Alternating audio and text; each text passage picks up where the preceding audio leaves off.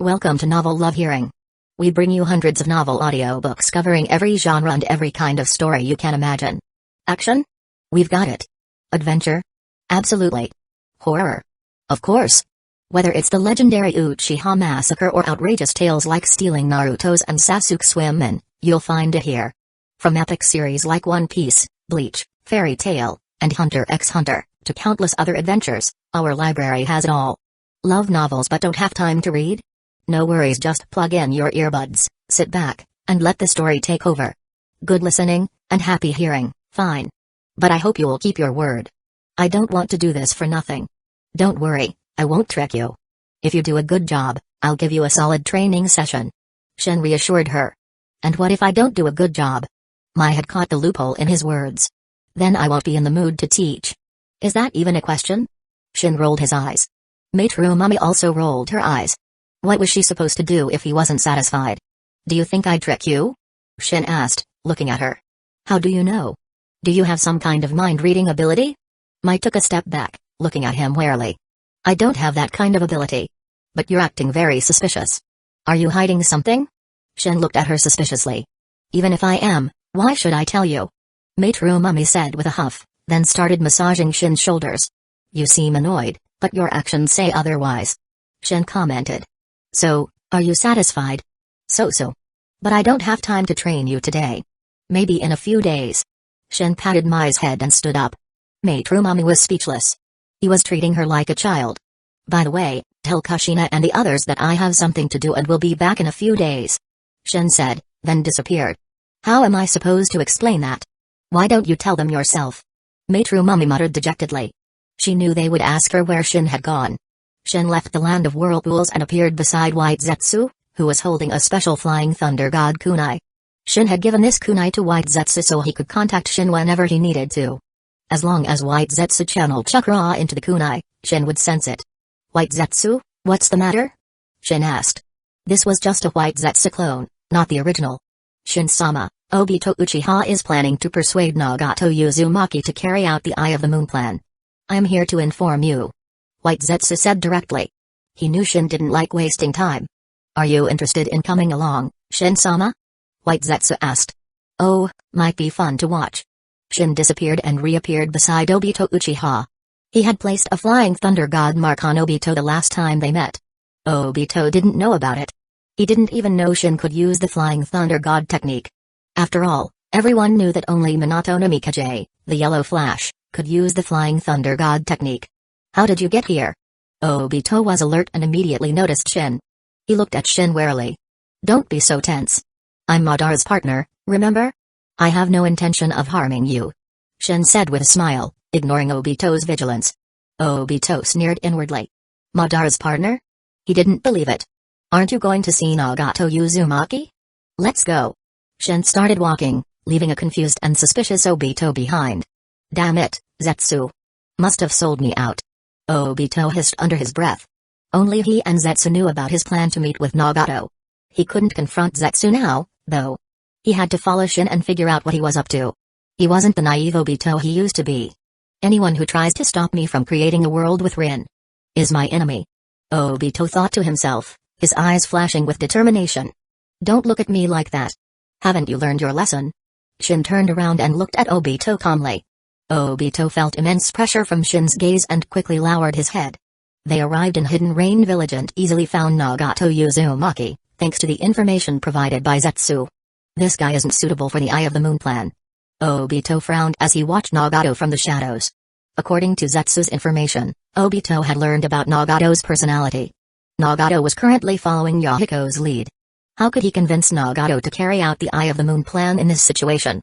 This Yahiko. Obito looked at Yahiko's cheerful smile with disgust.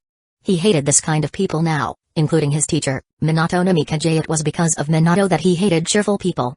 He hated Minato for not saving Rin. Minato didn't deserve to be a teacher. If you want Nagato to carry out the plan, you have to get rid of Yahiko. Shin said, glancing at Obito. Yahiko might not be strong, but his existence was important. As long as Yahiko was alive, Nagato would never turn evil. He has to die. Obito said, looking at Yahiko with killing intent. Yahiko's existence was hindering the Eye of the Moon plan, hindering his dream of creating a world with Rin. So Yahiko had to die. Chapter 227, Obito starts to manipulate Nagato. Obito Uchiha wanted to eliminate Yahiko, but he couldn't think of a good way to do it. He looked at Shin. You want me to eliminate Yahiko? Shin asked, catching Obito's gaze. Killing a merely Jonin shouldn't be a problem for you, should it? It's not a problem, but why would I do it? Shin asked. You're Madara's partner. Don't you want to complete the Eye of the Moon plan? If Yahiko doesn't die, it'll be difficult to use Nagato. Obito said calmly. He had become quite clever after turning evil. I'm not in a hurry to complete the Eye of the Moon plan. I don't really care about it. Shin said truthfully.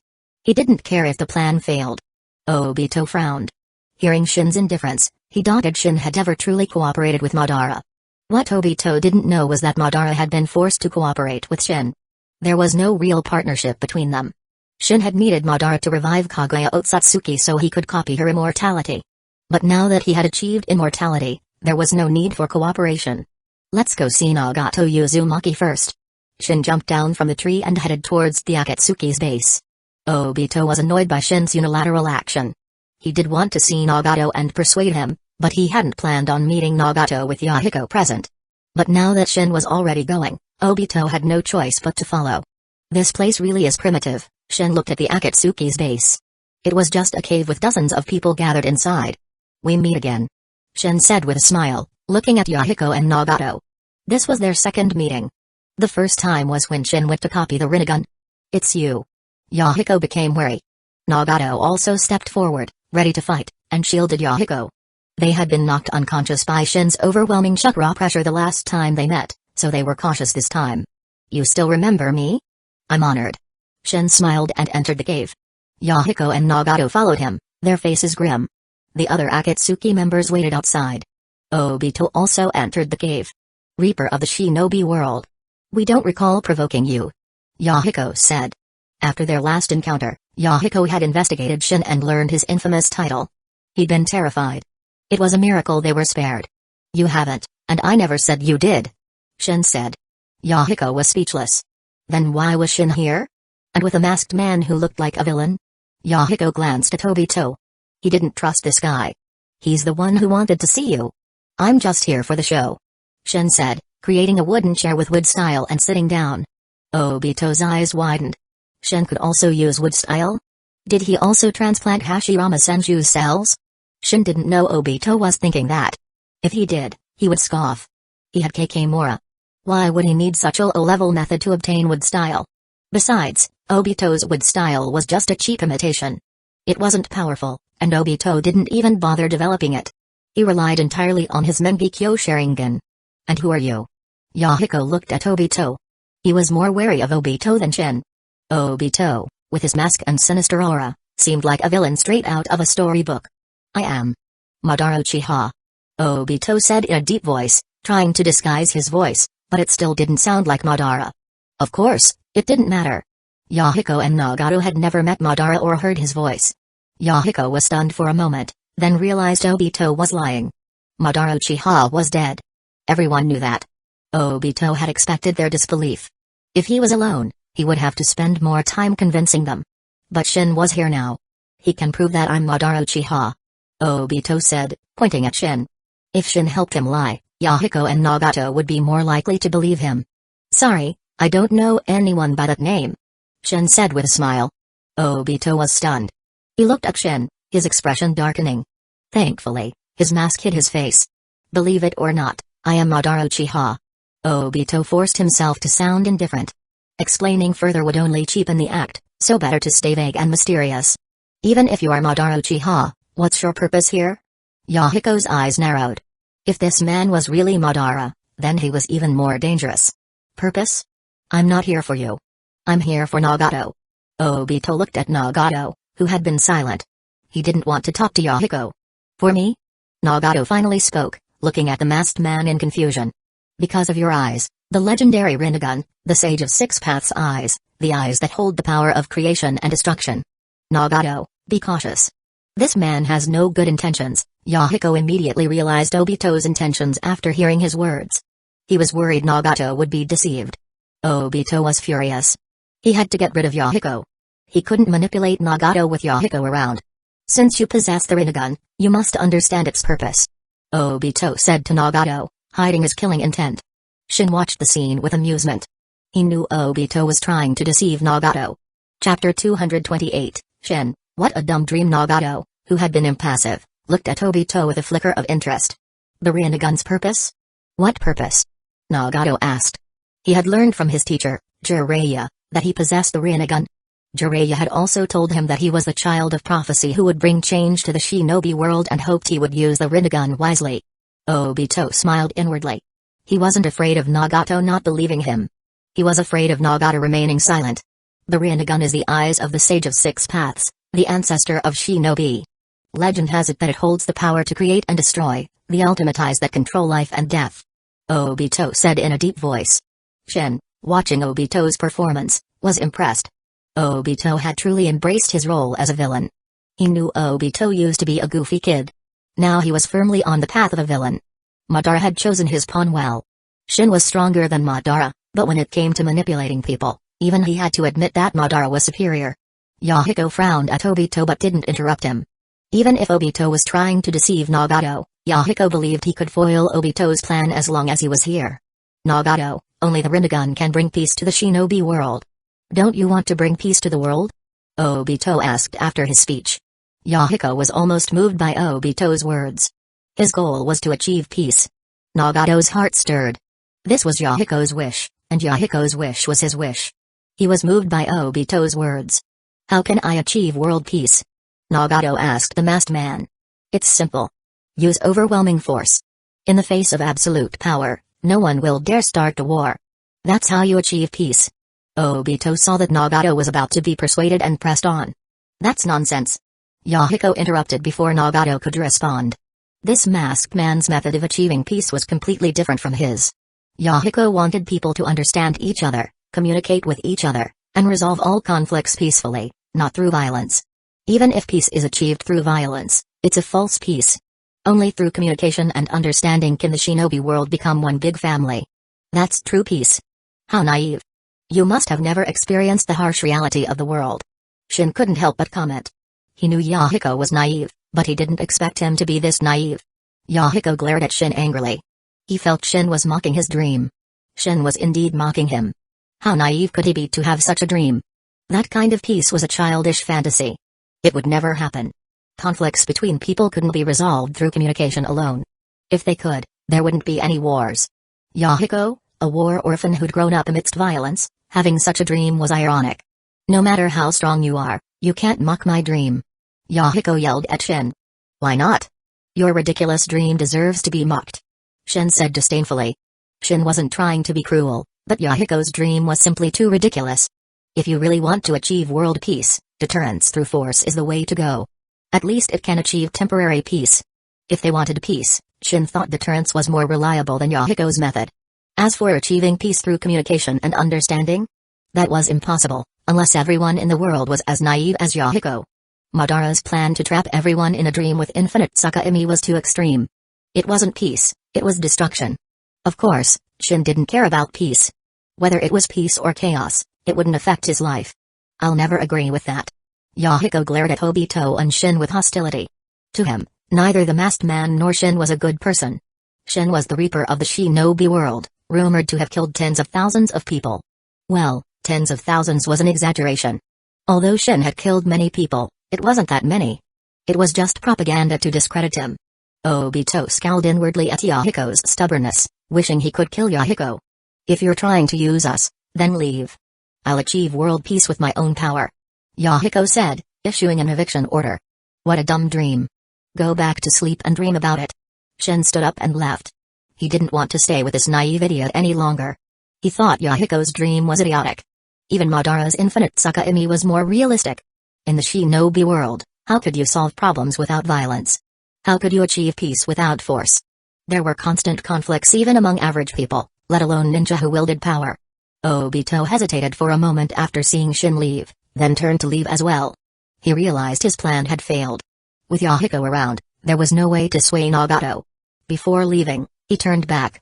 You can't achieve peace like this. Nagato, think about it. Only the power of the Rinnegan can deter the 5 great villages and achieve true peace. After saying that, Obito left, leaving Nagato deep in thought. Nagato, don't tell me he convinced you? Yahiko asked, looking at Nagato with concern.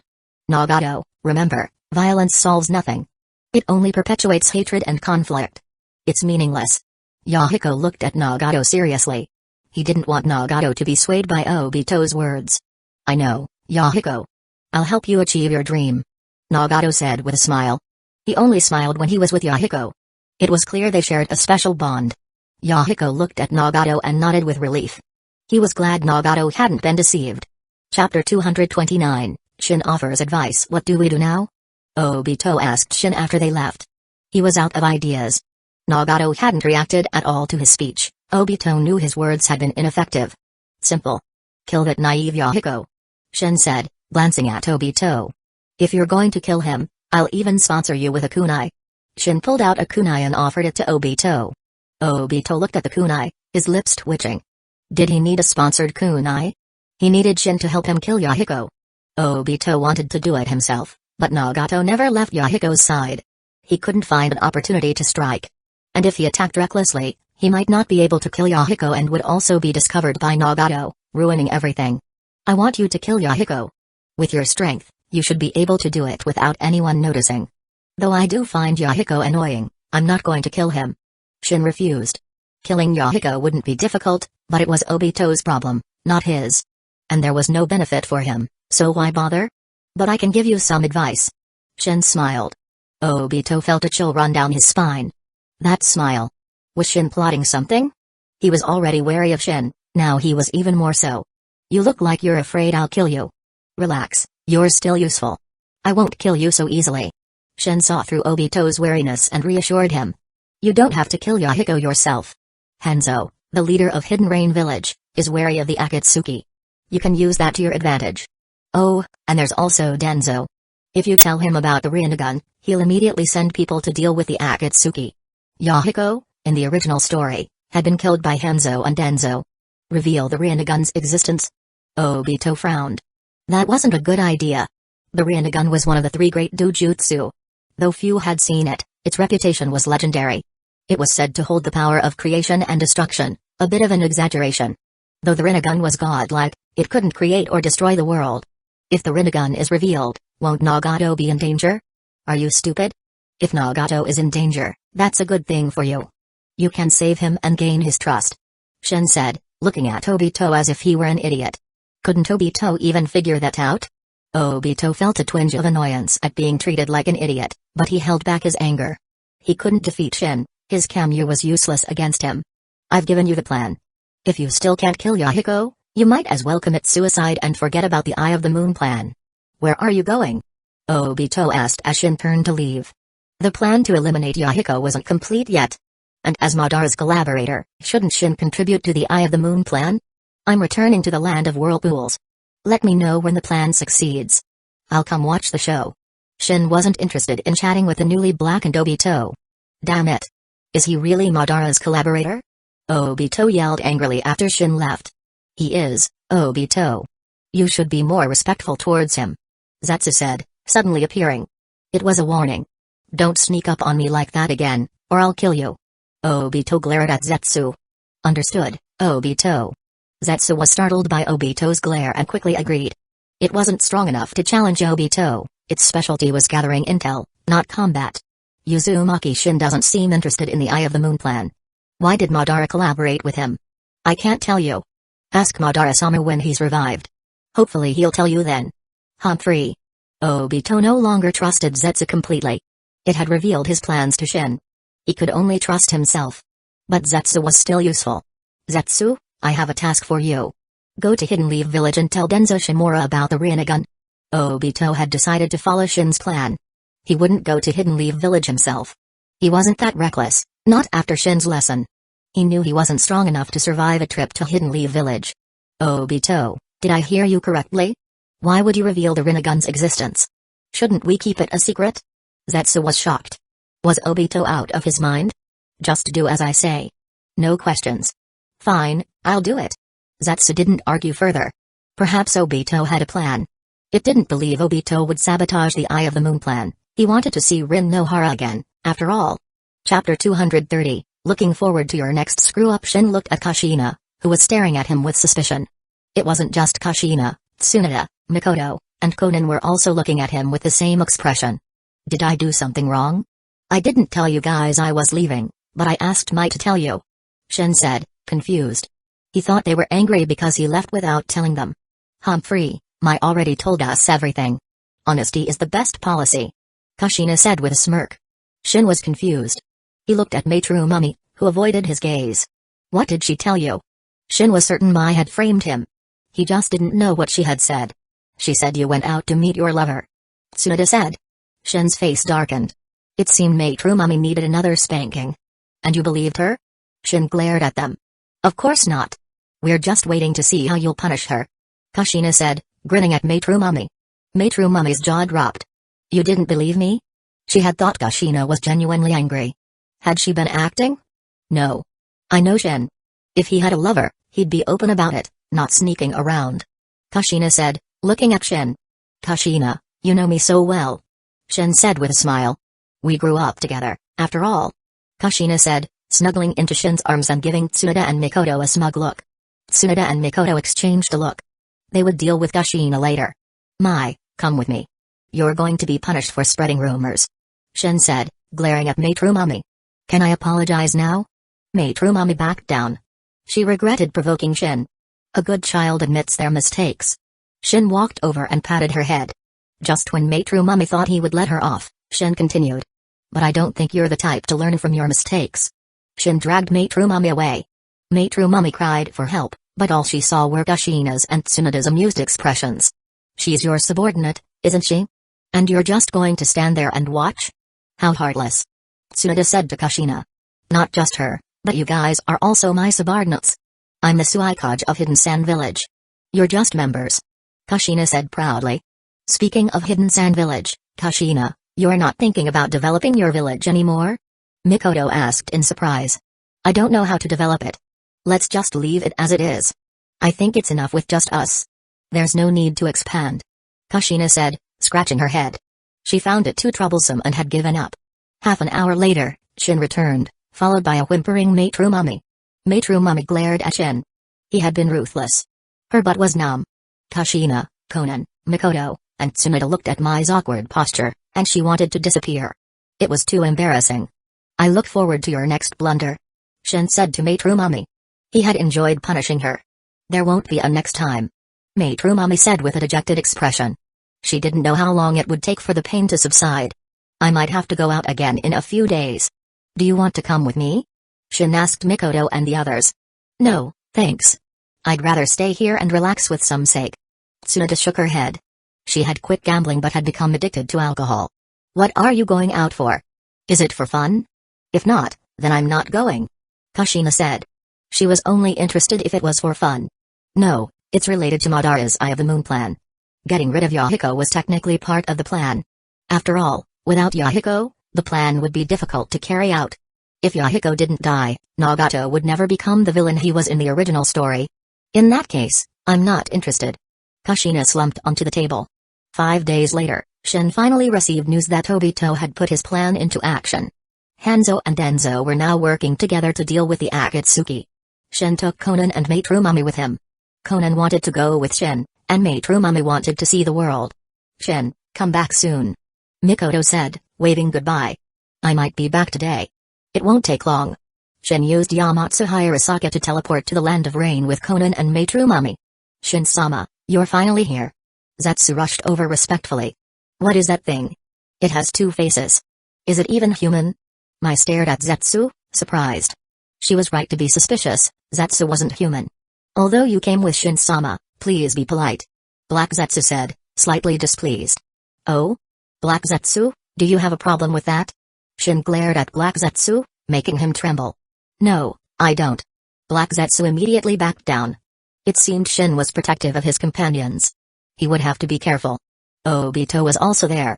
He frowned when he saw Conan and Maitru Mummy. The fewer people knew about the Eye of the Moon plan, the better. Why did Shin bring 2 women with him? He wanted to question Shin, but considering Shin's strength, he decided to remain silent. Chapter 231, Yahiko dies. Nagato goes berserk. What's the situation now? Shin glanced over at White Zetsu, calmly asking about the status. He knew Denzo and Hanzo had already moved, but he wasn't sure exactly how far things had gone. Shin-sama, Hanzo already tricked Yahiko and Nagato into a trap under the guise of cooperation. He's about to make his move. White Zetsu answered swiftly, clearly anxious. Hanzo had suggested joining forces to negotiate peace with the land of fire, wind, and earth. Given the ongoing Third Great Ninja War, his reason seemed believable enough. Especially with the land of rain caught in the middle. Yahiko had naively thought Hanzo truly acknowledged their efforts. Unsuspecting, he gladly went to the meeting without a shred of caution. Since it's come to this, let's go have a look. Shin figured Hanzo had probably already started. No one objected to Shin's suggestion. Not White Zetsu, not Black Zetsu, and certainly not Obito Uchiha. Yet Obito was silently fuming. Ever since Shin arrived, everything revolved around him. Obito felt like little more than a bystander in his own plans. But what could he do? Without enough strength, all he could do was swallow his frustration and bide his time. Following White Zetsu's guidance, they quickly reached the location where Yahiko and Hanzo had agreed to meet. Their timing was perfect. Yahiko, Nagato, and Hanzo hadn't started fighting yet. But tensions were already dangerously high. Hanzo, you betrayed us. Yahiko clenched his teeth, glaring angrily at Hanzo. Hanzo's men had already captured Yahiko's comrades. The loyal members of the Akatsuki. To Yahiko, these weren't mere subordinates, they were his friends, his equals. You kids were far too naive. It's your own fault for trusting me so easily. Hanzo sneered contemptuously. For a brief moment, he wondered if he'd been overly cautious. How could such naive fools ever threaten his authority? Release my comrades immediately. Yahiko shouted, anger boiling over. He cursed himself for believing Hanzo's lies. Release them. It's not impossible. If you, the Akatsuki's leader, kill yourself right here, I'll let them all go. Hanzo casually tossed a kunai to Yahiko's feet, speaking coldly. Leader, save us. We don't want to die. The captured Akatsuki members immediately cried out, begging Yahiko to save their lives. Taking a deep breath, Yahiko picked up the kunai. If I die, will you truly spare them? Yahiko stared firmly into Hanzo's eyes. With you dead, the Akatsuki will naturally crumble. I'll have no further need to kill them. Hanzo answered indifferently. His main worry was the Akatsuki eventually overtaking his rule. If Yahiko died, there'd be nothing left to threaten him. Fine. I hope you're true to your word this time, Hanzo. Yahiko, don't. Nagato desperately lunged forward, grabbing Yahiko's hand to stop him from plunging the kunai into his chest. Nagato, Jiraiya-sensei said you'd bring change to this world. I believe you'll fulfill our dream. Yahiko smiled gently at Nagato, then decisively thrust himself forward, impaling his heart on the kunai. Nagato's eyes widened in shock. He caught Yahiko's collapsing body, sinking to his knees in despair. Watching from afar, Matrumami shook her head in disbelief. Not to disrespect the dead, but that Yahiko guy was way too naive. Did he really believe Hanzo would spare his friends just because he sacrificed himself? Shin shook his head. Yahiko might have been naive, but he was kind. In the original story, he had sacrificed himself to save Konan, his most important comrade. But Konan was with Shin now, so Hanzo had captured his other subordinates to threaten him. Yahiko was willing to sacrifice his life for his subordinates. He didn't see them as subordinates, but as true comrades. But sometimes, it was precisely the most compassionate people who suffered the cruelest fate. With Yahiko's death, Nagato sank into absolute despair. Hanzo stared coldly, his eyes flickering briefly before giving the ruthless order to kill all remaining Akatsuki members. Root out the weeds completely. Hanzo had learned this lesson long ago. Not only the captured members. Even Nagato himself had to be killed. Hanzo, Denzo-sama instructed that we take the redhead's eyes. A ninja dressed distinctively from the others stepped forward. Clearly from Denzo's root organization. On the surface, they came to assist, their true goal was Nagato's Rinnegan. Since I've promised Denzo, I won't go back on my word. Hanzo replied calmly. I'll kill you all. I'll avenge Yahiko. Nagato screamed madly, consumed by grief and rage. Ignoring everything else, he unleashed the full power of his Rinnegan. Fire style, exploding flame formation, Hanzo smirked. He had planted explosive tags here beforehand. Boom. Explosive tags hidden earlier detonated violently, engulfing Nagato's legs in flames. His legs were severely burned and blasted apart. Og. Shielding Yahiko's corpse, Nagato summoned a massive, grotesque creature. Mai shivered visibly at the sight. What the heck is that thing? Shin calmly explained. It's the demonic statue of the outer path. The empty husk of the 10 tails. It makes sense you've never seen it before. The 10 tails? Mai looked at Shin, puzzled. She'd only heard of tailed beasts numbered 1 through 9. We don't have time right now. I'll explain it later. Shin responded casually. Okay. Mai sighed, curiosity piqued but knowing she'd have to wait. The summon statue roared violently, spewing out dragon-shaped chakra that absorbed the chakra of anyone it touched. Chakra itself originated from the god tree. And the statue was simply reclaiming that energy. It was essentially recycling. Hanzo saw death looming as the chakra dragons raced toward him. Witnessing other ninja collapsing lifeless, he promptly chose survival and vanished using teleportation jutsu. Only Hanzo, with his formidable strength, could flee safely. The remaining Hidden Rain Village and Root Shinobi weren't so fortunate. Nagato slaughtered them all, vengeance burning in his eyes. Chapter 232, almost killing Nagato. After Hanzo escaped, Nagato collapsed, his chakra completely depleted from summoning the Jido statue. The summoning had even drained some of his life force. He was emaciated, looking frail and weak. That thing's strong, but it's not worth it to be reduced to this state. Maitru Mummy whispered, looking at Nagato. The Jido statue had killed hundreds of ninja with a single attack, but the cost to Nagato had been immense. If you were driven to desperation, you'd understand. Shin said. Although, Shin privately thought Nagato's action unnecessary this time. If revenge was Nagato's goal, he didn't need to summon the Jido statue. A almighty push would have been enough to deal with them. Nagato was fortunate to be in Uzumaki, anyone else would have been sucked dry. Seems like it's our turn to step in. Shin said, looking at Obito. Will this make Nagato suspicious? Obito hesitated. Suspicious? Of what? Even if he is, I'll dispel his doubts. Shin walked out of their hiding spot. Conan and Maitru Mummy followed him. Obito had no choice but to follow. Let's go too. White Zetsu said, then followed them without waiting for Black Zetsu's response. Nagato, sensing a presence behind him, instinctively threw a kunai in their direction. Assuming it was Hanzo returning. The last person who dared throw something at me is already dead and buried. Shin remarked with a casual air. Uzumaki Shin. Nagato turned and glared at Shin, his grip tightening around another kunai. He hadn't expected it to be Shin. You. Were you here the whole time? Nagato asked with barely suppressed rage. Shin's sudden appearance right after Yahiko's death felt too convenient. He wasn't wrong. Hanzo was the one who killed Yahiko, but Obito was the one who manipulated Hanzo, and Shin was the one who came up with the plan. But even if Shin hadn't come up with the plan, Yahiko would still have died, according to the original story. Yes, I was here before Yahiko died. Shin didn't deny it. Obito, who had just emerged from the shadows, was startled. Why would Shin admit it? Nagato was already suspicious, this would only make things worse. Did you have something to do with Yahiko's death? Nagato snarled, murder flickering in his eyes as the Jido statue behind him trembled slightly. Excuse me? Shin suddenly appeared before Nagato, gripping him by the throat and lifting him off the ground effortlessly. Obito's lips twitched under his mask. This scene was familiar. It's like watching Obito being punished by Shin-sama. White Zetsu muttered. Obito glared at White Zetsu with his Mengekyo Sharingan. White Zetsu immediately shut up. He was scared of Obito's Mengekyo Sharingan. Nagato's face turned red as he struggled to breathe. He'd already been weakened from summoning the Jido statue, Shin's grip was choking him. Black Zetsu was worried Shin might accidentally kill him. Seeing Nagato's eyes roll back, Shin realized he was about to die, so he dropped him. Almost crushed you by accident. Shin said insincerely. If I wanted you dead, would I have needed to team up with someone like Hanzo? Shin scoffed, unleashing his chakra slightly.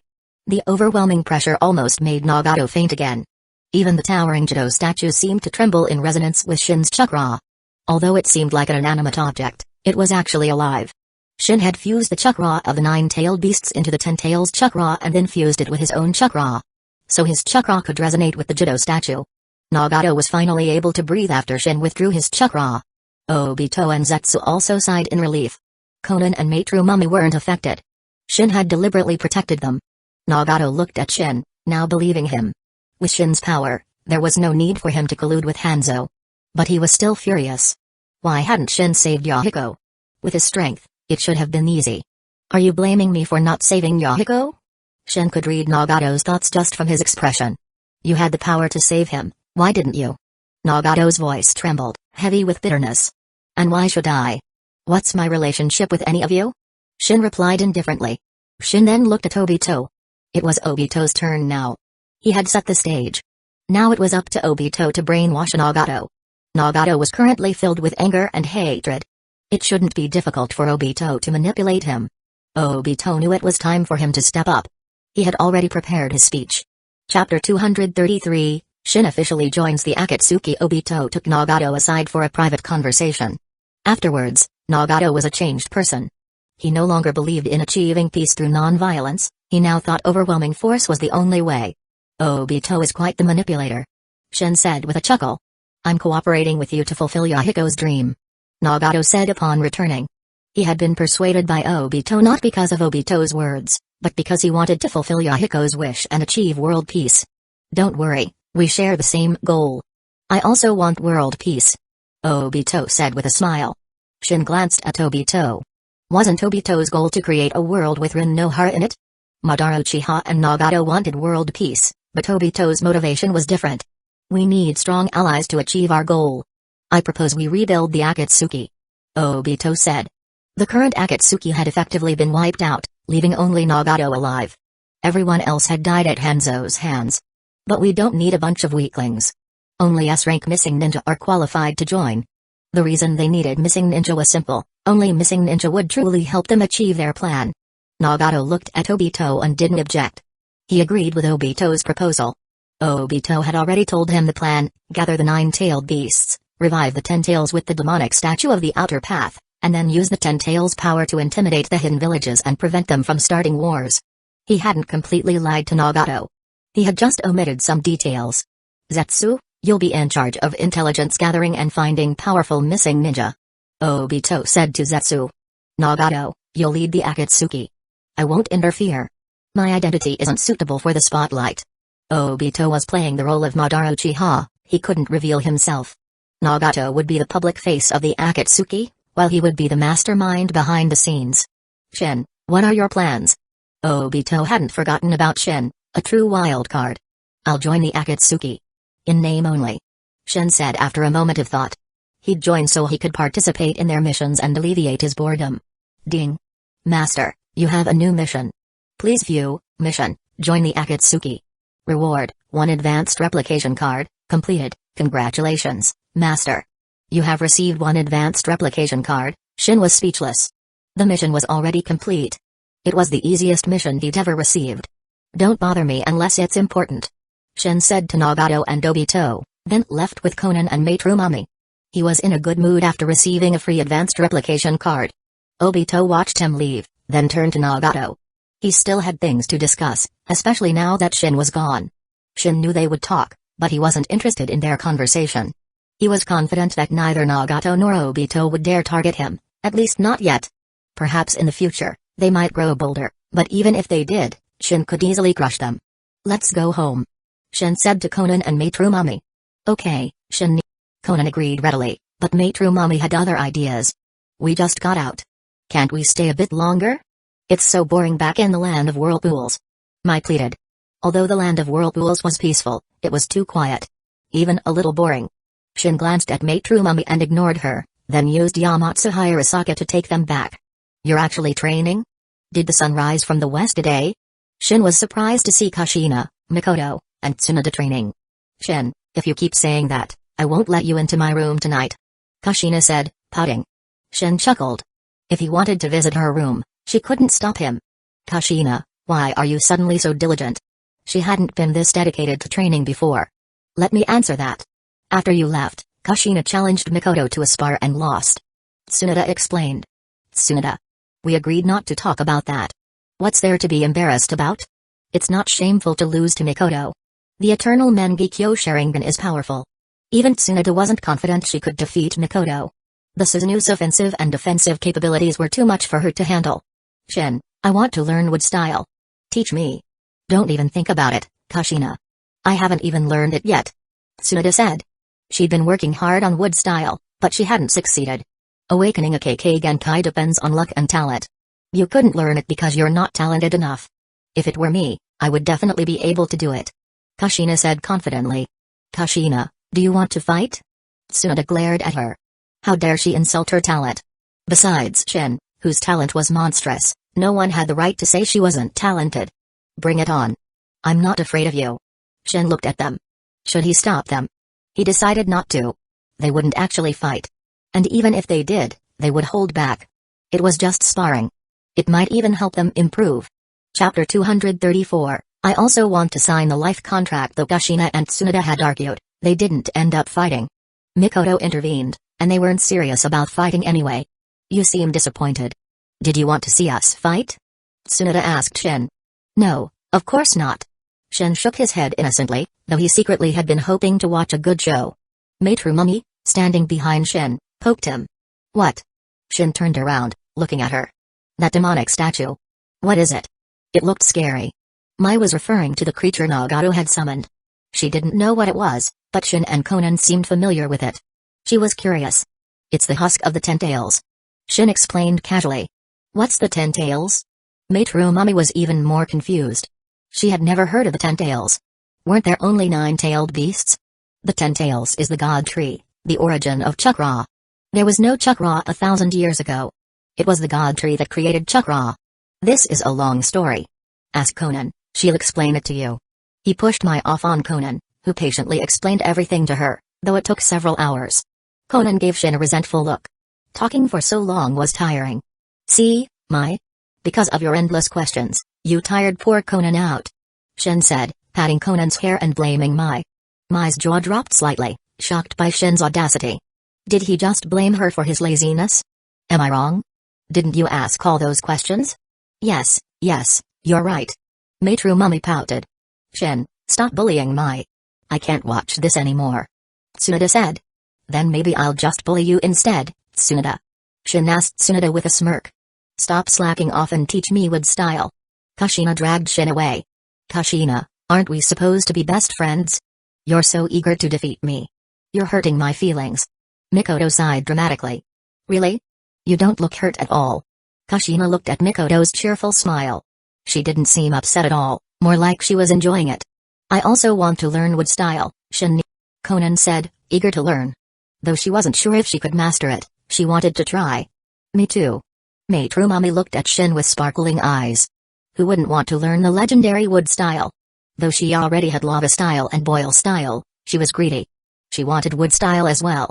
Shin looked at them and decided to teach them all. One student was the same as 4, it didn't make a difference. If you want to learn wood style, that's fine, but Mai. It's probably impossible for you to learn it. Shin said, looking at Mai. Mai looked down, hurt. Was it because she wasn't as close to him as Kushina, Mikoto, Tsunade, and Conan? Don't take it personally. It's not because I'm discriminating against you. We've spent quite some time together. I consider you one of us. Then why? Mai was still feeling a bit excluded. Because you don't have a sage body. Shin said, spreading his hands.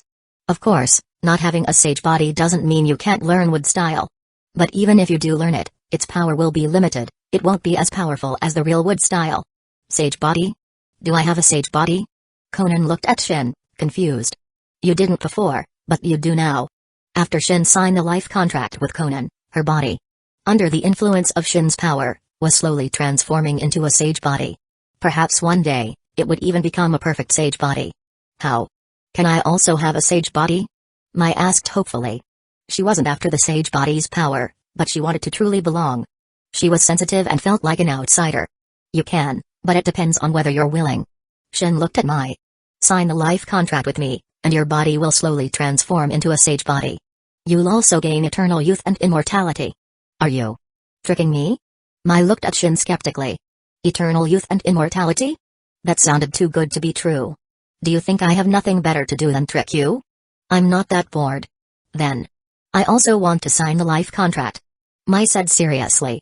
Chapter 235, Getting Out of Dodge. Maitre Mummy looked at Shin hopefully.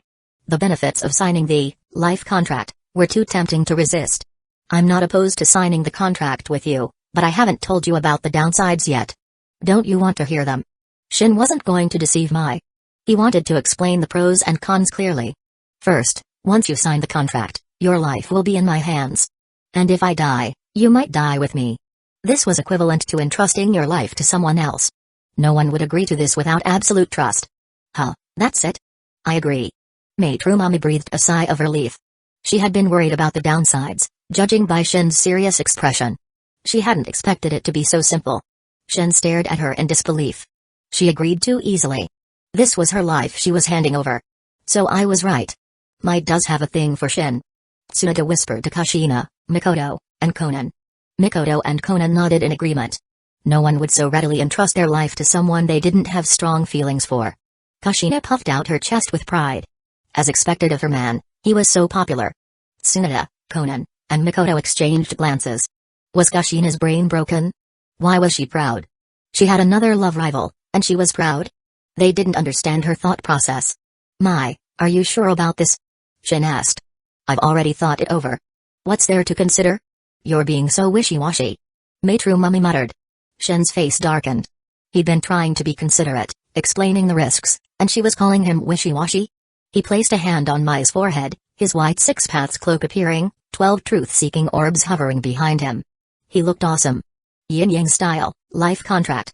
Shin channeled his chakra into Matru Mummy, leaving a faint, disappearing mark. He could now feel a special connection between them. Done. That was it? Are you sure you're not tricking me? Matru Mummy said. Thwack. Sense it yourself, and you'll know if I'm tricking you. Shin said, flicking her forehead. You bully. I'll get you back one day.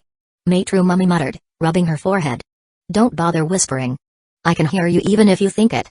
Matru Mummy stuck out her tongue at him, then focused on sensing the changes within her body. Her eyes widened in surprise. Her chakra reserves had increased more than tenfold. I'm not sure if this counts as a sage body, but it feels exactly the same. Shin said. Mai's chakra and life force were now indistinguishable from those of someone with a sage body. Does this mean I can learn wood style now? Matru Mummy asked excitedly. Don't get ahead of yourself. I don't think you can learn wood style. Shin's words dampened her enthusiasm. If wood style was that easy to learn, every senju would have it. Shin then spent the next week trying to teach them wood style. He was starting to regret his decision. Teaching 5 students was far more difficult than teaching 1.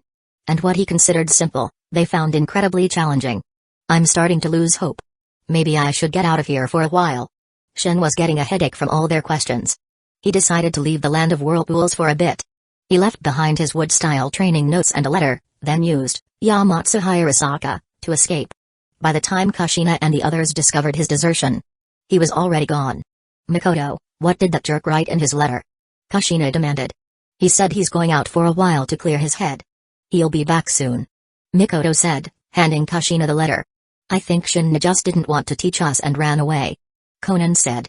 She'd seen through Shin's excuse.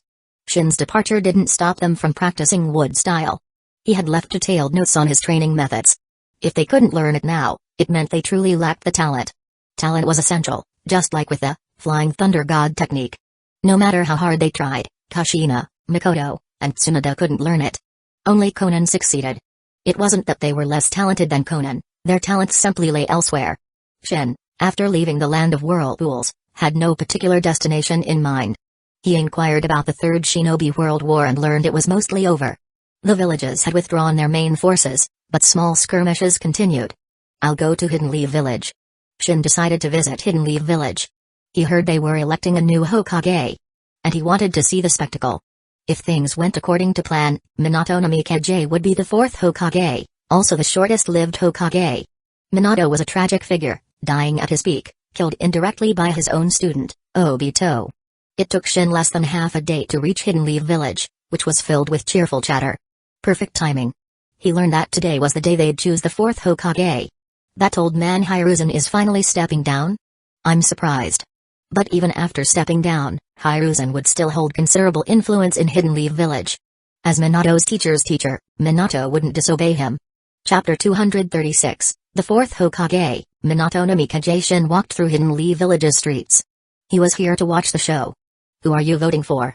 Orochimaru-sama, of course. You? I'm voting for Jiraiya-sama's student, the Yellow Flash, Minato no Mikaze. He saved my life on the battlefield. The Yellow Flash is a good choice, but I admire Orochimaru-sama more. Shin overheard 2 shinobi talking as they passed. He couldn't help but roll his eyes. People are actually voting for Orochimaru? Are they blind? Shin muttered to himself. Orochimaru during the Second Shinobi World War was still a decent person, but now he wasn't suitable to be Hokage at all. It seems Orochimaru will become Minato's stepping stone. How tragic. Shin chuckled and followed the 2 shinobi. He wanted to see the spectacle. Shin? A surprised voice called out to him. Shin turned around. Yo, it's Shu 3. Didn't expect to see you here. The person who called out to him was Shikaku Nara, accompanied by Choza Akimaki and Inoyachi Yamanaka. The Inoshikacho trio. You still recognize me after all these years? Impressive. Shin said with a smile. Your red hair is easy to recognize. And you haven't changed much. Choza Akimaki said. There weren't many redheads in Hidden Leaf Village, besides Choza himself. Red hair was practically the Uzumaki clan's trademark. And Shin was wearing the Uzumaki clan symbol. Though he'd grown older, his appearance hadn't changed drastically. They'd recognized him easily. Shin, why are you in Hidden Leaf Village? Shikaku Nara asked cautiously. He'd heard Shin wasn't on good terms with Hidden Leaf Village. I heard you were choosing a new Hokage, so I came to see the fun. You don't think I'm here to destroy Hidden Leaf Village, do you? Shin wasn't offended by Nara Shikaku's caution. It's best if you're not. We were classmates once. We don't want to be enemies. Inoyachi Yamanaka said, relieved. Although they didn't know how strong Shin was, his reputation as the Reaper of the Shinobi world preceded him. They'd been classmates, even friends, and they didn't want to be enemies with him. Shin joined them, and they headed towards the Hokage Tower, where the voting was taking place. Can all the villagers participate in the election? Shin asked Nara Shikaku.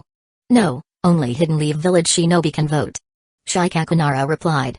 Although only Shinobi can vote, the elected Hokage still needs to be recognized by the villagers. Nara Shikaku explained. So although the villagers couldn't vote, their opinion still mattered. Who are you voting for?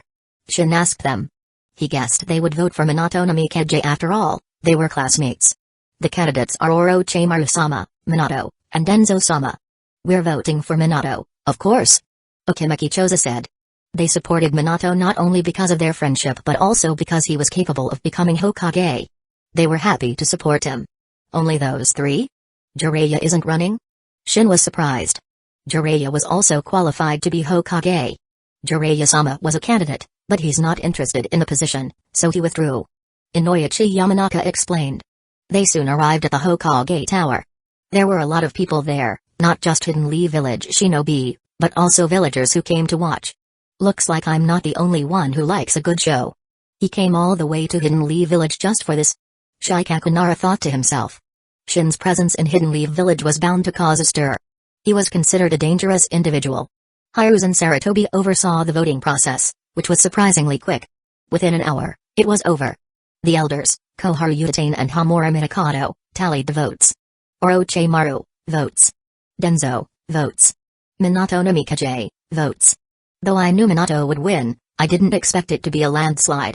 Denzo's numbers are pathetic. Shin glanced at Denzo, who had only received a little over 500 votes. Most likely from root members. Congratulations, Minato. Inoyachi Yamanaka said with a smile. They were all pleased with the result. Minato Namikaze will be the next Hokage. Any objections? Hiruzen Sarutobi asked, though he was clearly satisfied with the outcome. Yellow flash. Yellow flash. Cheers erupted from the crowd, including the villagers. They were also happy with Minato becoming the fourth Hokage. This was understandable. Denzo was too shady and unpopular. And Hiruzen hadn't supported him either. Orochimaru was too creepy. Compared to them, Minato, with his warm smile, was far more popular. Chapter 237, Can you protect everything by dying? Minato Namikaze became the fourth Hokage, and the villagers cheered. Denzo's face was dark as he watched the scene. He had lost to Hiruzen Sarutobi before, and now he'd lost to Hiruzen's student. This was a disgrace. He didn't want to stay here and be humiliated, so he left. No one noticed his departure. All eyes were on Minato. Who would care about a loser like Denzo? Orochimaru, another contender for the Hokage position, also shook his head. So you chose Minato after all, sensei. Though Minato was popular, Orochimaru knew that without Hiruzen Sarutobi's influence, he wouldn't have won by such a landslide. The Hokage position. Orochimaru scoffed. He used to care about the Hokage position, but not anymore. If he'd become Hokage, it would have been nice, but he wasn't disappointed. He had other goals now. He also left. Hiruzen Sarutobi watched Orochimaru leave and sighed. He used to consider Orochimaru his most prized disciple, even grooming him to be the fourth Hokage. But now, he couldn't understand Orochimaru, who seemed to be walking a dark path. Hiruzen suspected something, but he had no proof yet. He hoped his suspicions were wrong. Shin also watched Orochimaru leave, sensing a hint of loneliness in his retreating figure. The Hokage inauguration ceremony began. Hiruzen Sarutobi officially stepped down, and Minato Namikaze became the fourth Hokage. As a former classmate, I should congratulate him.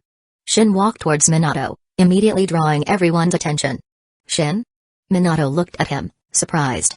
Minato, congratulations on becoming the fourth Hokage. You've finally achieved your dream. Shin said with a smile. Hiruzen Sarutobi's face darkened. What was Uzumaki Shin doing in Hidden Leaf Village? Was he planning something? Shin didn't know what Hiruzen was thinking. If he did, he would have laughed. If he wanted to harm Hidden Leaf Village, a single almighty push would be enough to level the entire village. Thank you for your congratulations. But you're not here just for that, are you? Minato looked at Shin warily. Why is everyone so wary of me? I'm not a bad guy. And I have no interest in Hidden Leaf Village. Shin said, though he wasn't exactly a good person either. With his terrifying strength, it was natural for them to be cautious. And Minato didn't have a good impression of Shin. The reason was that during the Third Shinobi World War, Shin had Konan train on the battlefield, and she killed many Hidden Leaf Village shinobi. Minato hadn't forgotten that. Since I'm not welcome, I'll be going. Shin turned to leave, sensing Minato's hostility. Uzumaki Shin's presence in Hidden Leaf Village. I don't know if this is a good thing or a bad thing. Hiruzen said worriedly. Sandame, I will protect Hidden Leaf Village. Even if it's Uzumaki Shin. I will defend this village with my life. Minato said. Whoosh. A kunai flew past Minato's cheek, leaving a thin trail of blood. Can you protect everything by dying? And I'm not here to destroy Hidden Leaf Village. Don't make me sound like some kind of villain. Shin hadn't gone far. Although Hiruzen and Minato's voices weren't loud, he could still hear them. Their words had annoyed him. They'd made him sound like a villain. He attacked the Hokage? The surrounding shinobi, after a moment of stunned silence, moved to apprehend Shin. Don't attack! Hiruzen yelled. He didn't want to provoke Shin. Hidden Leaf Village couldn't afford the consequences. Though he believed Hidden Leaf Village could defeat Shin with their combined strength, this was Hidden Leaf Village. If a battle occurred here, even if they won, the village would be destroyed. Though he'd stepped down as Hokage, his orders still held weight. A wise choice. Shin glanced at the shinobi who had stopped, then left. Some of the Hidden Leaf Village shinobi felt humiliated. Who was this guy? How dare he injure their new Hokage and act arrogant? Many had forgotten about Shin, and the younger generation didn't even know him. Minato, are you alright? Hiruzen asked Minato. Thank you for your concern, Sandame-sama. I'm fine. He probably didn't intend to kill me. Minato said with a wry smile. If Shin had wanted him dead, the kunai wouldn't have just grazed his cheek, it would have pierced his skull. He's stronger than I imagined. Minato looked at the Hokage tower, which had been pierced by the kunai. It had been so fast he hadn't even reacted. If Shin had wanted to kill him, a single kunai would have been enough. Hiruzen Sarutobi remained silent. He didn't know the extent of Shin's power, he could only guess. Shin is so different from how he was in the academy. He's changed so much. Choza Akimeki remarked. Perhaps this is his true self. He might have been Loki in the academy, but he was never a pushover. Shikakunara said. He had seen through Shin's facade back in the academy. The power to threaten an entire village alone. I wonder when I'll be able to achieve that. Inoichi Yamanaka said enviously, watching Shin leave. Shikakunara and Choza Akimeki looked at him. If he wanted that kind of power, he could just dream about it. They thought Yamanaka Inoichi was daydreaming. Well, Yamanaka Inoichi also knew he was daydreaming. He knew his own limits. Chapter 238, Orochimaru's excitement. Shin was strolling through Hidden Leaf Village's food street. He hadn't left the village yet. He was planning to stay for a few days, he had nowhere else to go. He didn't care what Hiruzen Sarutobi, Minato Namikaze, or the Hidden Leaf Village higher-ups thought. He was strong enough to do as he pleased. He only cared about his own enjoyment, not their worries. Orochimaru. Shin saw Orochimaru sitting in a tavern and decided to join him.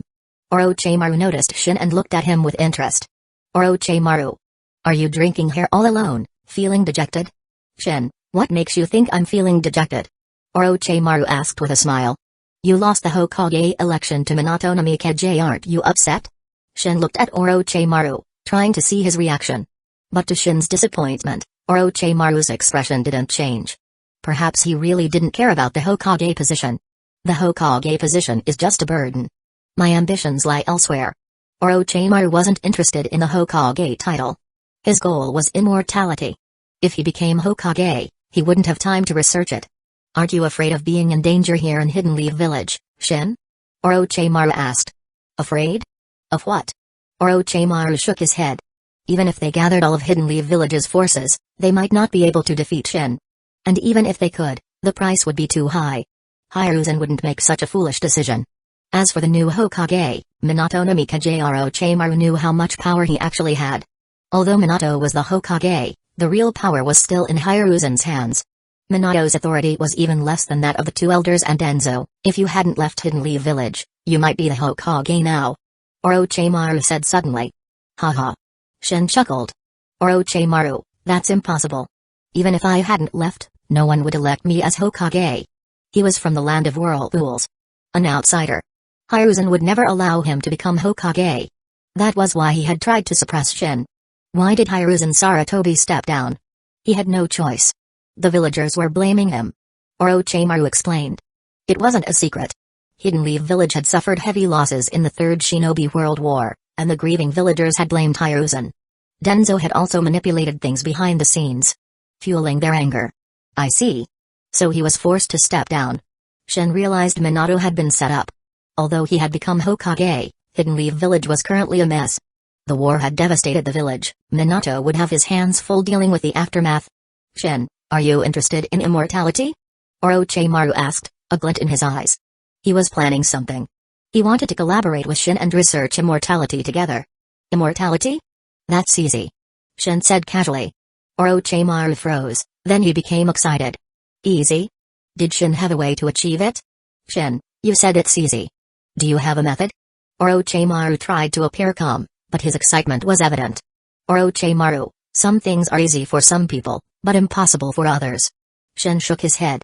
Though he admired Orochimaru's talent, achieving true immortality was difficult. Orochimaru might not be able to do it. His living corpse reincarnation technique wouldn't grant him eternal life, he would eventually destroy himself. Orochimaru probably hadn't developed the living corpse reincarnation yet at this point in time. Can you tell me the method? I'm prepared to offer you all my jutsu in exchange. Orochimaru said. He would give up everything for immortality. I'm not interested in your jutsu. Shin wasn't interested in Orochimaru's techniques. He could already use summoning, impure world reincarnation, which Orochimaru hadn't even learned yet. And he didn't care about Orochimaru's other jutsu. But I can tell you the method. Orochimaru's hopes were rekindled. Reach the level of the Sage of Six Paths. And you'll achieve immortality. You'll be able to live for thousands of years, at least. Shin knew Orochimaru couldn't reach that level, so he didn't mind revealing it. The Sage of Six Paths? But he died eventually. Orochimaru, how do you know the Sage of Six Paths is really dead? Orochimaru was starting to believe Shin. But reaching the level of the Sage of Six Paths? That was incredibly difficult. The Sage of Six Paths was said to be a god who could create and destroy worlds. Even if the legends were exaggerated. He was definitely stronger than Hashirama Senju and Madara Uchiha. Orochimaru wanted to ask more, but seeing Shin's expression, he knew it was pointless. Was the Sage of Six Paths still alive? If he was, where was he? Orochimaru wanted to meet this legendary figure. You must have a reason for coming to Hidden Leaf Village, Shin. Orochimaru put aside his thoughts on immortality for now. He had been excited at first, but he didn't think it was a realistic goal. Reaching the level of the Sage of Six Paths was too difficult. Though he could try. Chapter 239, Denzo pays me to kill Minato? After chatting for a while, Orochimaru left, while Shin stayed behind to continue drinking. News of their meeting reached Hiruzen Sarutobi and Minato Namikaze in the Hokage's office. Minato was busy with paperwork while Hiruzen supervised him. But after hearing about Shin and Orochimaru's meeting, Hiruzen couldn't focus anymore. Have they been in contact before? Hiruzen asked with worry. Sandame-sama, there's something I'm not sure I should tell you. Minato said hesitantly. What is it? Speak freely, Minato. Hiruzen had a bad feeling about this, judging by Minato's hesitant expression. There have been disappearances in the village recently. I was investigating them, and it seems they're connected to Orochimaru-senpai. Minato said seriously. He had been investigating this before the Hokage selection. If he hadn't become Hokage, he'd still be on the case. Is that true, Minato? Hiruzen asked after a long silence. He already knew it was likely true. He knew Minato wouldn't make such accusations without reason. Yes, though I don't have concrete proof yet. The evidence pointed to Orochimaru, but Minato hadn't been able to confirm it. Leave this to me, Minato. If it's truly Orochimaru, I won't tolerate it, even if he's my student. Hiruzen's expression turned serious. Thank you, Sandaime-sama. Minato trusted Hiruzen to handle this fairly.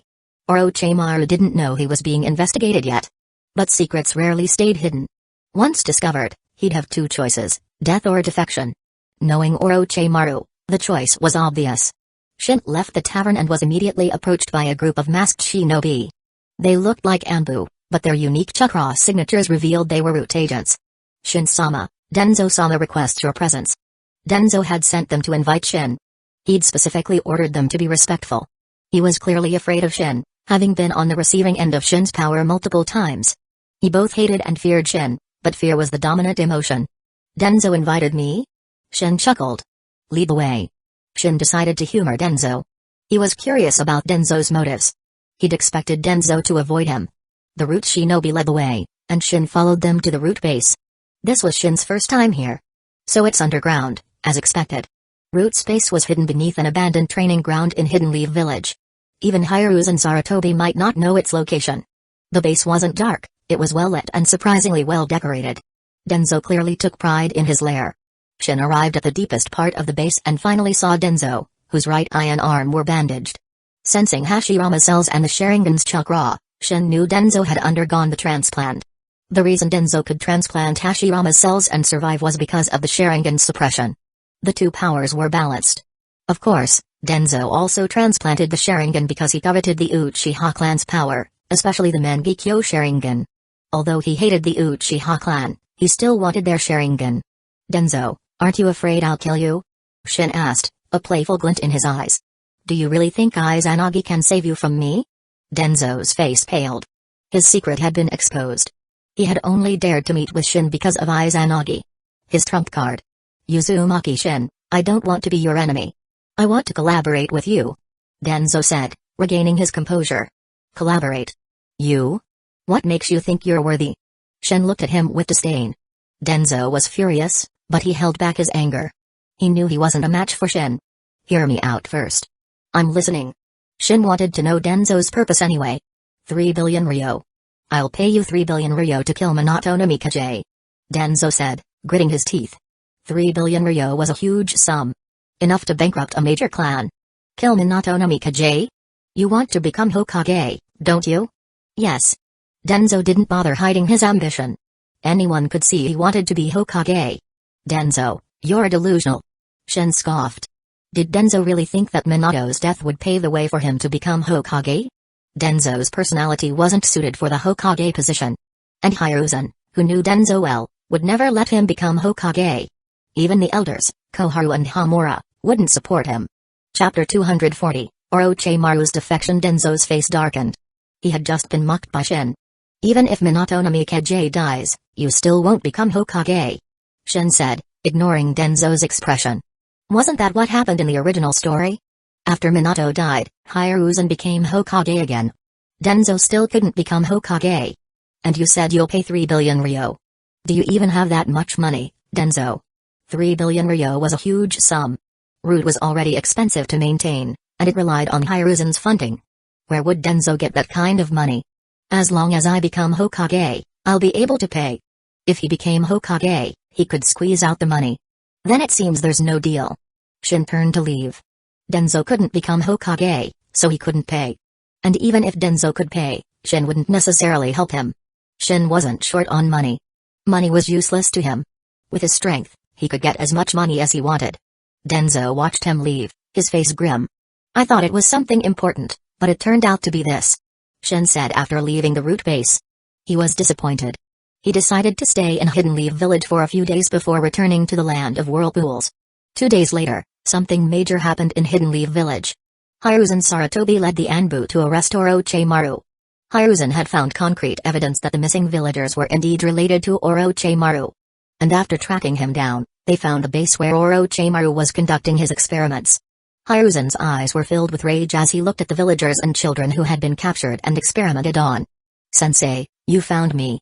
Orochimaru looked at Hiruzen and the Anbu, his expression calm. He had expected this. Orochimaru, I can't believe you did this. You harmed the villagers. Hiruzen was furious. His most prized student had fallen so far. He wanted to give Orochimaru a chance to redeem himself, but there was no going back. Human experimentation was a taboo. Orochimaru was beyond redemption. Since you've found me, there's nothing left to say.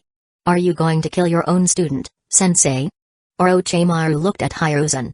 Although he appeared unconcerned, he was actually wary of Hiruzen. He had to admit he wasn't a match for his teacher. Hiruzen wasn't the old man he would become in the future. He was still at his peak. Even two Orochimaras wouldn't be enough to defeat him. Even if it's you, I have to stop you. Hiruzen summoned Inma. He was serious. Hiruzen, what's going on? Inma asked, sensing the tension. Orochimaru conducted forbidden experiments and harmed Hidden Leaf Village's villagers. He's a traitor now. Hiruzen said with a heavy heart. Inma looked at Orochimaru seriously. Don't hold back, Hiruzen. If he escapes, there will be trouble. Don't let your feelings for him cloud your judgment. Hiruzen nodded and had Inma transform into his staff. Sensei, do you think I haven't prepared for this? Orochimaru said with a sinister smile.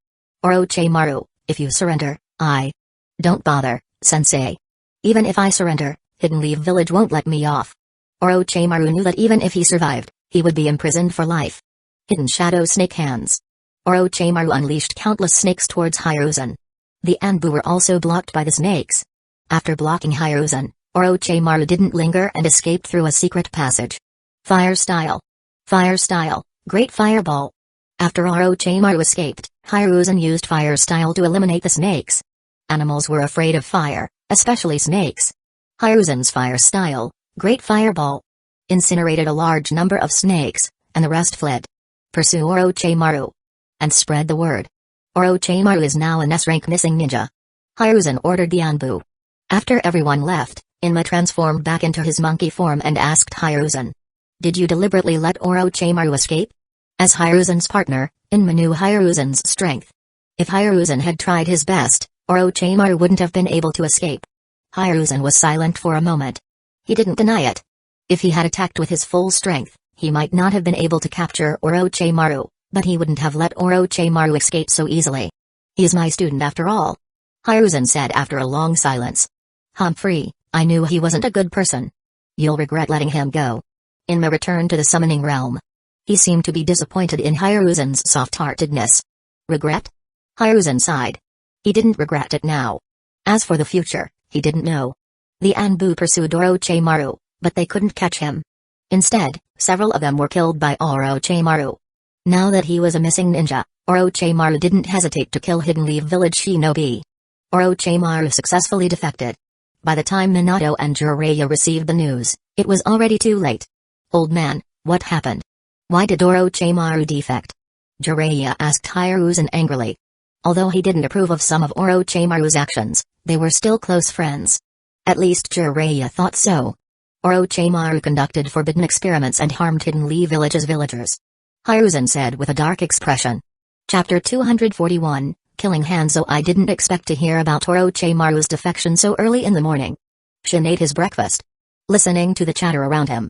Though he'd guessed Orochimaru's defection was imminent, he hadn't expected it to happen so soon. Orochimaru had defected last night, and Jiraiya had left Hidden Leaf Village this morning to bring him back. After breakfast, Shin left Hidden Leaf Village. He had a mission to complete. His departure was met with relief from the Hidden Leaf Village higher-ups. Uzumaki Shin was a walking time bomb. They were glad he was gone. Shin appeared in the land of rain. The Akatsuki was no longer just Nagato. The 6 paths of pain had been created, the Deva path still using Yahiko's body. Sasori and Kakazu had also joined. Uzumaki Shin? Nagato frowned when he saw Shin. What was he doing here? Nagato, I found someone suitable for the Akatsuki. Orochimaru of the Sannin. What do you think? Orochimaru? He's a Hidden Leaf Village ninja. Why would he join the Akatsuki? Nagato had met Orochimaru before. Your intel is outdated. You should get out more. Orochimaru's defected. Get out more? Nagato looked down at his legs. He was still in a wheelchair. How could he get out more? If Orochimaru's defected, he might be willing to join us. Nagato didn't doubt Orochimaru's strength. He was qualified to join the Akatsuki. You didn't come here just for that, did you? Nagato looked at Shin. He didn't believe Shin would make a special trip just to recommend someone. You're right. I'm going to kill Hanzo. Just wanted to let you know. Killing Hanzo was his main objective, not recommending Orochimaru. Even without Shin's recommendation, Orochimaru would still join the Akatsuki, though he'd leave later. You're going to kill Hanzo. Nagato tried to stand up, but he couldn't. No, Hanzo can only die by my hands. Nagato said firmly. He had wanted to kill Hanzo for a long time, but he had been busy creating the 6 paths of pain and recruiting members. And he wasn't confident he could kill Hanzo. He was strong. Try taking him from me if you can. Shin said, then left. He had been kind enough to inform Nagato, but he wasn't going to let Nagato steal his kill. Shin had a mission to kill Hanzo. The system had issued the mission while he was still in Hidden Leaf Village. The reward was an advanced replication card. Though Shin didn't really need any more replication cards, he wouldn't mind having more. He could use them to copy other people's constitutions, which could increase his strength. An advanced replication card was worth the trip. After Shin left, Nagato used his Rinnegan's repulsive force to lift himself into the air and followed Shin with the 6 paths of pain. He had to kill Hanzo himself to avenge his best friend. But by the time Nagato started moving, Shin had already reached Hanzo's location. Hanzo! Get out here! Shin's shout echoed through the village. Hanzo, who emerged to confront the intruder, immediately tried to flee when he saw it was Uzumaki Shin. If he couldn't win, he'd run. But he couldn't escape. Where do you think you're going? Universal pull. Shin's hand glowed with a black, gravitational force. Hanzo, who was using the teleportation jutsu, was pulled back towards Shin. Just as he was about to reach Shin, Shin used almighty push. Boom. Hanzo crashed into the ground, his arms and bones broken. That's it? He's already down? Shin was disappointed. Summoning jutsu. Hanzo bit his finger and used the summoning jutsu to summon his salamander. You can use one-handed seals? Impressive. Shin was surprised. Salamander, take me away. Hanzo wasn't planning to fight Shin, he wanted to escape. You're really going to run away? How pathetic. Shin scoffed. Hanzo didn't even have the courage to fight. Of course, most people wouldn't have the courage to face death. You're not escaping. Not unless I let you. Wood style. Wood dragon jutsu. A wooden dragon coiled around the salamander, absorbing its chakra. Summoning beasts also had chakra. The salamander couldn't escape. Hanzo couldn't even dispel his summon, his escape route was blocked. I'm not interested in playing games with you. Let's end this. Shin appeared before Hanzo in a flash and pierced his heart with the Kusanagi sword. Hanzo hadn't even had time to react. He died without knowing why Shin had killed him. Shin then had the wood dragon crush the salamander. The powerful summoning beast was dead. Ding. Congratulations, Master. Mission complete. You have received 1 advanced replication card, Hanzo. You should consider yourself lucky. Dying by my hand is a mercy. Shin said, looking at Hanzo's corpse. If Nagato had been the one to kill Hanzo, he would have tortured him. Chapter 242, You're the Kakazu who threw a kunai at Hashirama? Shortly after Shin killed Hanzo, Nagato arrived with the 6 paths of pain. Where's Hanzo? Nagato asked, seeing only Shin. He's dead. You should be thanking me. If it weren't for me, you would have struggled to kill him. Shin said with a smile. The current Nagato wasn't the future Nagato who had mastered the Rinnegan's abilities. He was still unfamiliar with the Rinnegan. It wasn't that he couldn't kill Hanzo, but it wouldn't be easy. Hanzo's teleportation jutsu was very good. He was a slippery opponent. Nagato looked at Hanzo's corpse. Thank Shin? He wanted to kill Shin. Almighty push. The Deva Path attacked Shin under Nagato's control. Shin used Kamyu to become intangible, avoiding the attack. Nagato, do you want me to dismantle your 6 paths of pain? Shin asked with a smile. But Nagato didn't feel any warmth from his smile. Nagato hesitated. He didn't care about the other paths, but he couldn't let Shin destroy the Deva Path. The Deva Path was made from Yahiko's body. He couldn't let Yahiko's body be destroyed. The reason he used Yahiko's body to create the 6 paths of pain wasn't to desecrate Yahiko's body, but to allow Yahiko to fulfill his dream in another way. A wise choice. With your frail body, even 100 of you wouldn't be a match for me. Shin wasn't deliberately trying to belittle Nagato. It was just the truth. Though Nagato would eventually reach Super Kage level with the Rinnegan, he wasn't there yet. Although he backed down, Nagato was frustrated. He had wanted to kill Hanzo himself to avenge his best friend, but Shin had stolen his kill. They returned to the Akatsuki hideout. Nagato remained hidden, using the Deva Path as the face of the Akatsuki.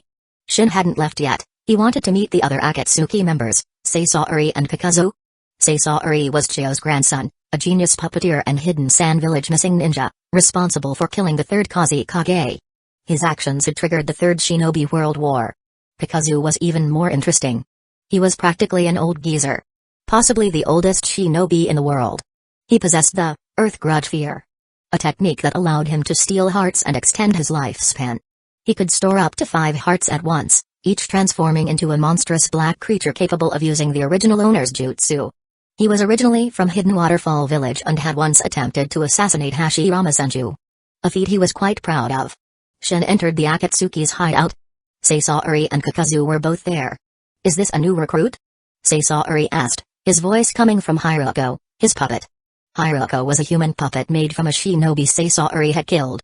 He spent most of his time inside it. Shin glanced at Sasori, then ignored him and focused on Kakazu. He was more interested in Kakazu than Sasori. He wasn't interested in puppeteers. With his Rintenseigen, he was the best puppeteer in the world. "So you're the Kakazu who threw a kunai at Hashirama Senju, ran away, and bragged about fighting him?" Shin asked Kakazu, a playful glint in his eyes. Kakazu's eyes narrowed dangerously. He could tell Shin was mocking him. "Die." Kakazu attacked Shin with his black threads. "Let's talk this over. You can't defeat me anyway." Shin blocked the attack with a shield of iron sand. The third Kazekage's magnet style? Sasori was shocked. He hadn't felt such strong emotions in a long time, not since he turned himself into a puppet. The Deva Path, controlled by Nagato, watched Shin intently. The 6 paths of pain were also advanced puppets. What the Deva Path saw, Nagato saw. Nagato didn't stop Kakazu's attack. He wanted to see what Shin was capable of. Though they were supposedly collaborators, Nagato didn't fully trust Shin or the masked man claiming to be Madara Uchiha. "You're Uzumaki Shin?" Kakazu asked, stopping his attack and looking at Shin, a mixture of shock and greed in his eyes. There was a bounty on Shin, the highest bounty in the black market. Kakazu, who loved money, saw Shin as a walking treasure trove. Bam! An invisible force struck Kakazu, sending him crashing into the demonic statue, which shook from the impact. 4 of his hearts were instantly destroyed. "I don't like that look in your eyes. If you look at me like that again, I'll kill you. Go ahead, test me. I dare you." Shin had used his Rintenseigen, repulsive force, to attack Kakazu. Almighty Push was just one application of this power. Kakazu looked at Shin with fear. He no longer looked at Shin with greed. He might love money, but he loved life more. He knew that only by living could he earn more money. The Deva Path glanced at Shin, and Nagato, watching through its eyes, felt a surge of fear. He was even more wary of Shin now. Of course, the Deva Path's expression remained unchanged. It was just a corpse. Chapter 243, "I'm actually quite approachable, so you're the infamous Reaper of the Shinobi world." Sasori looked at Shin. He had heard countless stories about Shin. The Hidden Sand Village Shinobi were terrified of him, afraid to even mention his name. Sasori, a genius in his own right, had once scoffed at Shin's reputation and even considered turning him into a human puppet. But he had abandoned that idea now. He had been with Kakazu long enough to know Kakazu's strength was comparable to his own. Even with his trump cards, he wasn't sure he could defeat Kakazu. And Shin had effortlessly crushed Kakazu. Sasori knew he wasn't a match for Shin. There was no point in provoking him. Though missing ninja were notoriously arrogant, Sasori wasn't stupid. "Leader, has Uzumaki Shin joined the Akatsuki?" Sasori asked the Deva Path. If their leader had recruited Shin, then he would have to reassess the leader's strength. The Deva Path glanced at Sasori and nodded. Shin had indeed joined, at least in name. The Deva Path didn't say Shin was a collaborator. It would be better if Sasori and Kakazu misunderstood. Sasori and Kakazu did misunderstand. They were even more wary of the leader now, thinking his strength was comparable to Shin's. If Shin knew their thoughts, he would probably laugh. "I have a mission. Orochimaru of the Sannin has defected from Hidden Leaf Village. I want to recruit him into the Akatsuki." The Deva Path said. "That kind of mission? I don't have time. I have somewhere to be," Kakazu said, then left. As he passed Shin, he shuddered involuntarily. He was eager to get away from Shin, whose presence made him uncomfortable. He also needed to replace the 4 hearts Shin had destroyed. He felt vulnerable without them. The Deva Path didn't try to stop him. He wouldn't force Akatsuki members to take missions, especially not an S-rank missing ninja like Kakazu. He didn't want to create friction. "Are you interested?" The Deva Path looked at Shin. If Shin didn't go, then he would have to go himself. He didn't think Sasori alone was strong enough to recruit Orochimaru. If Kakazu had been willing to go, the 2 of them together might have succeeded, but Kakazu had already left. "Orochimaru, huh? I'm interested." Shin wasn't busy, He might as well go. Saisari, come with me. Saisari was surprised, but he didn't refuse. Zetsu, tell me where Orochimaru is. Shin hadn't placed a Flying Thunder God formula on Orochimaru, so he didn't know his location. As always, Shin-sama, your perception is impeccable. Zetsu said, emerging from the ground. The Deva Path's eyes narrowed. He hadn't noticed Zetsu's presence. Though he acknowledged Zetsu's skill at concealment, Shin's ability to detect him so easily was impressive. Get to the point. You know where Orochimaru is, right? Shin asked. Of course. No one in the shinobi world has better intel than me. White Zetsu said confidently. It wasn't useless like Black Zetsu. Just tell me his location. Shin said impatiently. White Zetsu quickly relayed the information. Let's go. Shin said to Saisari, then left the Akatsuki's hideout. Saisari followed him silently. Shin was bored on the way because Saisari didn't say anything. Saisari, you seem afraid of me. Shin looked at the Hiroko puppet, his gaze seemingly piercing through it to see Saisari within. Why would I be afraid of you? Saisari's voice came from the puppet. You sound unsure of yourself. Shin said with a smile. Relax, I'm not that scary. I'm actually quite approachable. I won't look down on you just because you're weak. Shin patted Hiroko's head. Hiroko creaked, and a part fell off. Oops, sorry. I was just testing its durability. Didn't expect it to be so fragile. Shin looked at the fallen part. He was disappointed. If Saisari could hit Shin, he would. But recalling how easily Shin had defeated Kakazu, he held back his anger. It was just a small part. He could fix it later. Saisari told himself he didn't care. Saisari, can I see your strongest puppet? The third Kazekage? Shin asked with a smile. How did you know? Saisari was shocked. No one besides himself should know about that. I know many things. And don't worry, I'm not interested in stealing your puppet. Shin wanted to know how strong the puppet was compared to the living third Kazekage. He was curious and wanted to research puppetry in his spare time. Saisari hesitated for a moment, then agreed and summoned his most prized creation, the third Kazekage puppet. Shin had Saisari demonstrate its abilities. The puppet could still use the third Kazekage's magnet style. And after Saisari's modifications, it had other abilities as well. Shin estimated the puppet had about 90% of the third Kazekage's original power. DXD, I sealed Sukino's finger, and now they want my number. My new fanfic is now available to read. Make sure you check it out. Chapter 244, Orochimaru joins the Akatsuki. Shin examined the third Kazekage puppet, making Saisari nervous. He was afraid Shin would steal it. But Saisari was overthinking it. Though he considered it his greatest masterpiece, Shin wasn't impressed. It's just average. The puppet was weaker than a living third Kazekage. Shin lost interest. Are you questioning my puppetry skills? Saisari was indignant. It wasn't just an insult to his skills, but to his art. Saisari's art was eternal beauty, embodied by his immortal puppets. If you want to think of it that way, go ahead. Unless Saisari could make a puppet stronger than the living third Kazekage, Shin would consider it average. Saisari was angry. He wasn't known for his good temper. If it was anyone else, he would have attacked them with his poison needles. But this was Shin Uzumaki. He could only suppress his anger. One day, I'll create a puppet that will amaze even you. Saisari vowed inwardly. They found Orochimaru thanks to Zetsu's intel. He hadn't left the Land of Fire after defecting from Hidden Leaf Village. He was hiding in a secret base. Anyone else would be more cautious. But Orochimaru was fearless. He wasn't afraid of Hidden Leaf Village's pursuit, unless Hiruzen Sarutobi came personally. Minato Namikaze, as Hokage, wouldn't chase a missing ninja himself. A Kage couldn't leave the village so easily. And Denzo wouldn't bother. Jiraiya had pursued him, but Orochimaru had injured him. Jiraiya was probably still recovering. Jiraiya was injured not because he was weaker than Orochimaru, but because he wasn't ruthless enough. He couldn't bring himself to kill Orochimaru, so he ended up losing. This isn't far from Hidden Leaf Village. Is Orochimaru really hiding here? Did Zetsu give us false information? Saisari was suspicious. Zetsu's information is correct. Orochimaru is indeed here. Shin could sense Orochimaru's chakra with Kagura's mind's eye. Orochimaru, come out. Shin knew Orochimaru was hiding nearby. Shin? Orochimaru emerged from behind a tree. He had been informed by his snakes. He had thought it was Hidden Leaf Village assassins, but it was Shin. Shin, what brings you here? Orochimaru asked. He glanced at Saisari and frowned. Is this your puppet, Shin? Saisari was hiding inside Hiroko, which looked like a puppet, So Orochimaru mistook it for Shin's creation. As soon as he finished speaking, Hiruko's mouth opened, and it fired a barrage of poison needles and senbon at Orochimaru. They were incredibly fast. Even an elite Jonin would struggle to dodge. But Orochimaru was cautious.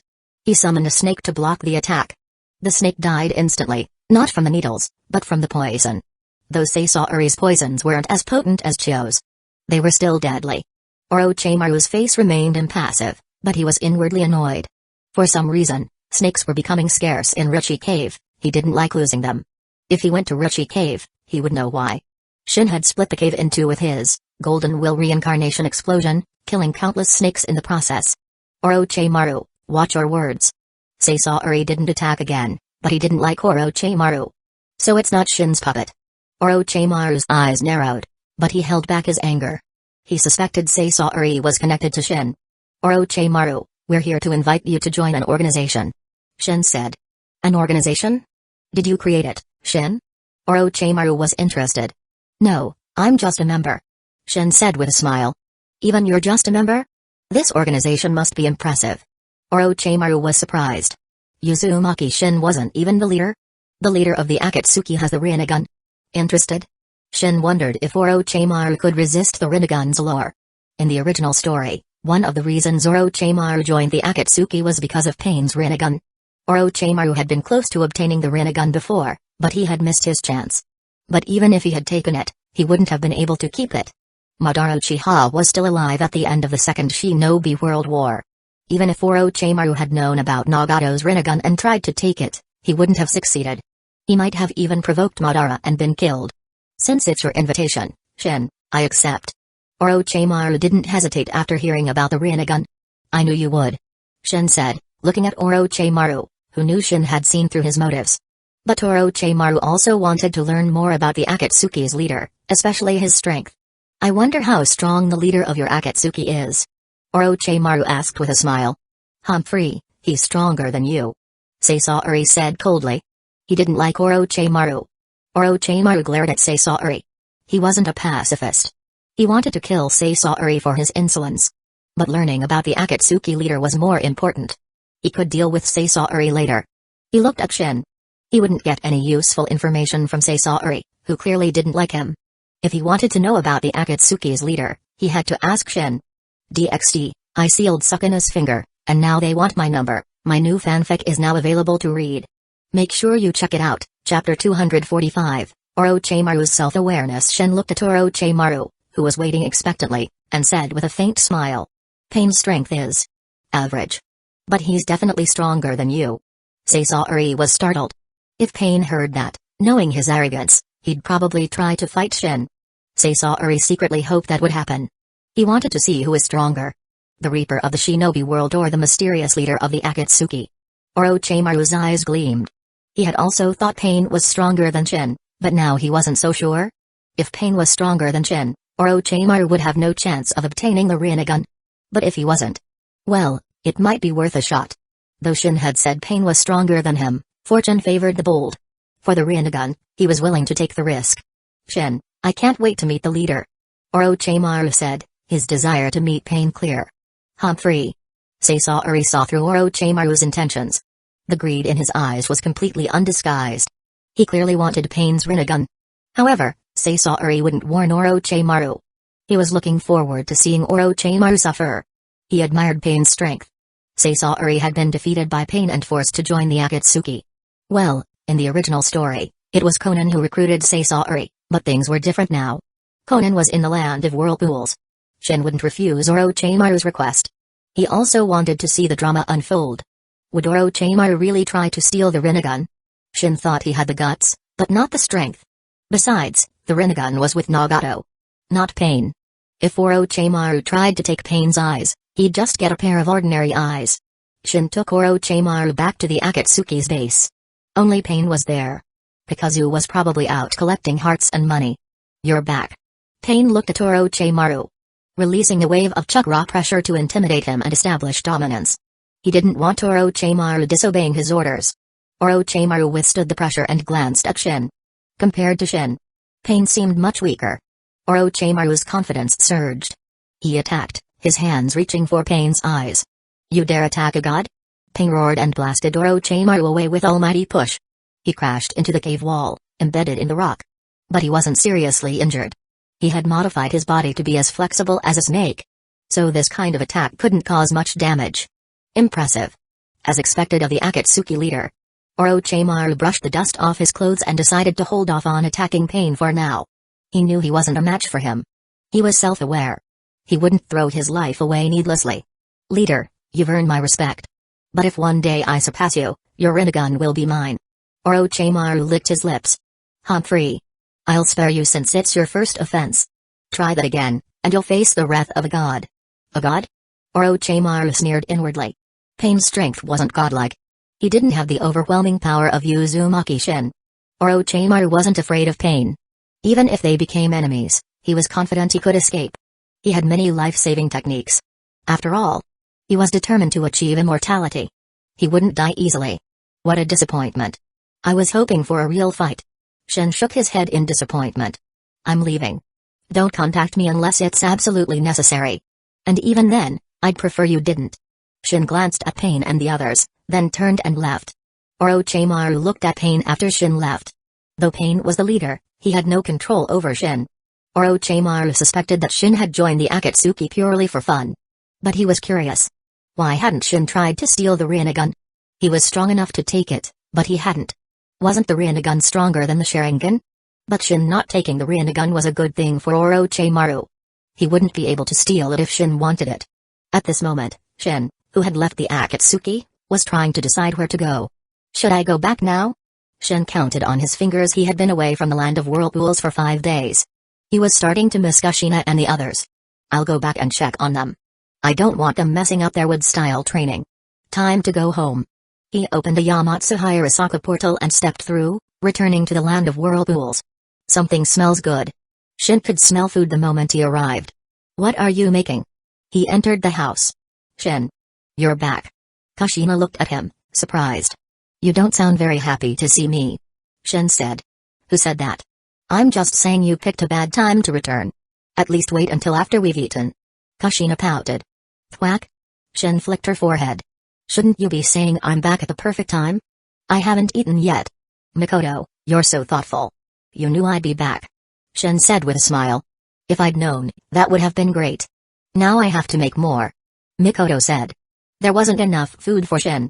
She'd have to cook more.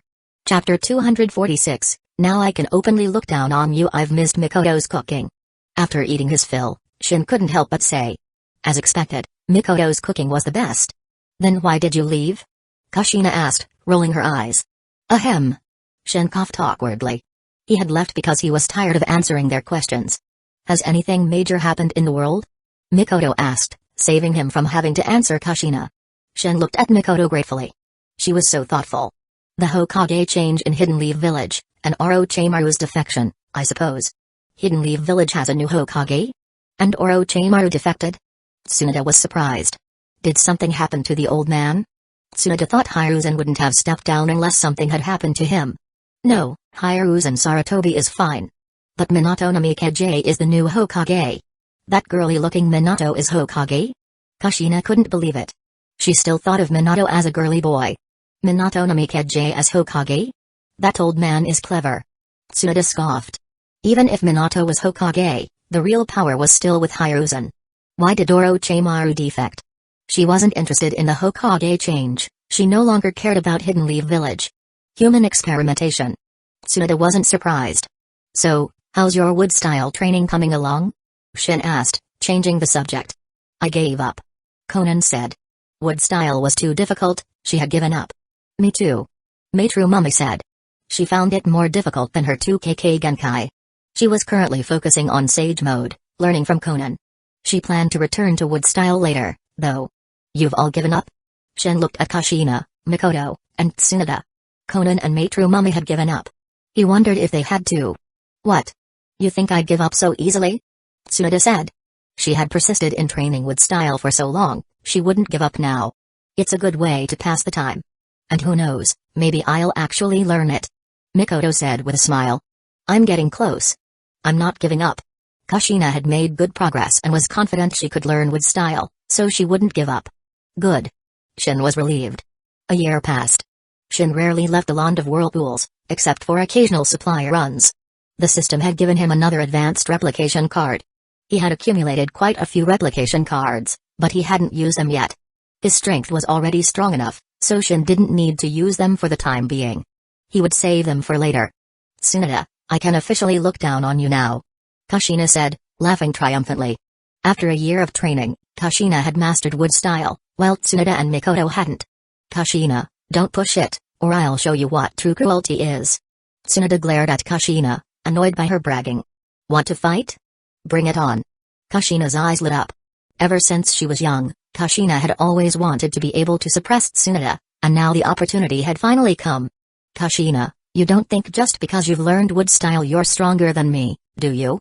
Kushina hadn't learned any advanced wood style jutsu yet. Tsunade wasn't afraid of her. "If you two are going to fight, hurry up and do it." Shin looked at Kushina and Tsunade, who were at each other's throats, not actually fighting. "Shut up!" they both yelled at Shin. "Is that the roar of a female dinosaur? My ears are about to burst." Shin teased, patting his ears. Boom. With a loud bang, the ground was cracked open by a powerful force. The place where Shin had been sitting had turned into a large pit. Phew, that was close. Shin let out a breath. He had almost been hit by Kushina and Tsunade's fists. "Shin, what did you just say? Care to repeat that?" Tsunade glared at him. "Ahaha, I didn't say anything. You must have misheard." Shin backed away. "You called me a dinosaur? I bet you're just itching for a beating today." Kushina rushed towards Shin fiercely. Shin slightly turned his body, dodging the fist Kushina threw, and then took the opportunity to pull Kushina into his arms. "Let me go." Kushina, held in Shin's arms, couldn't break free and glared at Shin with embarrassment. "I'll let you go if you promise not to attack me." "And Tsunade, put down your fists." Shin glanced at Tsunade, who was also preparing to attack. "Why should I? You're holding Kushina, not me," Tsunade said, unsympathetic. "Don't worry, Kushina, I'll avenge you. Since you're my little sister now." "I'm not your sister. Stop taking advantage of me." Kushina waved her arms angrily. "Shin, dinner's ready." Conan's timely arrival saved Shin. "Stop fooling around. Let's go eat," he said, releasing Kushina and taking Conan's hand, leaving Kushina and Tsunade glaring at each other. Chapter 247, Regretting Not Bullying You When You Were Younger at the Dinner Table. Mikoto nudged Shin. "Shin, is something the matter?" Shin turned to Mikoto, curious. "What's going on with those two?" Mikoto whispered, subtly gesturing towards Kushina and Tsunade, who were both glaring daggers at Shin. "I have no idea." Shin replied with a shrug, feigning innocence. Mikoto rolled her eyes. He expected her to believe that Kushina and Tsunade wouldn't be giving him the death stare for no reason. Shin's evasiveness didn't bother Mikoto, she wasn't overly curious. However, Matrumami was burning with curiosity. After dinner, she couldn't stand it any longer and approached Kushina. "Esteemed Suikage, why the long face?" "Don't call me Suikage. There's not even a village anymore," Kushina replied glumly. With only 6 of them, including Shin, they hardly qualified as a village. "Alright, esteemed Kushina, why so glum?" Matrumami rephrased her question. "Ask him." Kushina shot a resentful glare at Shin. Clearly, she wasn't over it yet. Matrumami glanced at Shin, then decided against asking him. She knew it would be a waste of breath. He had just dodged the question. "Actually, I know." Shin said Kushina and Tsunade are female dinosaurs. Conan's words were cut short as both Kushina and Tsunade clamped their hands over her mouth, shooting her threatening looks. Under the combined menacing gaze of Kushina and Tsunade, Conan shamefully submitted. I'm going to go train now." Shin decided it was time for him to leave as well. If he stayed, Kushina and Tsunade might actually try to kill him. Not that he was afraid of them. He just didn't want them wrecking the house. Shin wasn't just making excuses, he genuinely went to train. Even at his level of power, he hadn't given up on honing his skills. He focused on taijutsu, honing his physical abilities. His chakra and other abilities were already at their absolute peak, and his ocular power was unmatched in the shinobi world. For now, only taijutsu offered further room for improvement. He trained for hours in the Kamui dimension, which was looking a bit worse for wear after his repeated use. Emerging from Kamui, he smacked his forehead. Realizing he had forgotten something. Shin had promised Kushina that he would teach her wood-style ninjutsu this afternoon, but he had completely forgotten about it. Kushina, who was already angry, must be even angrier now. Sure enough, when Shin returned, Kushina was waiting for him, arms crossed and pouting. I'm sorry, Kushina. I got too absorbed in my training and forgot to teach you wood-style ninjutsu. Kushina had the wood-style KK Genkai but hadn't learned any wood-style jutsu yet. It was like having a gun but no bullets. Is that what you're apologizing for? You should be apologizing for what you said earlier. Kushina snapped, lunging forward to bite him.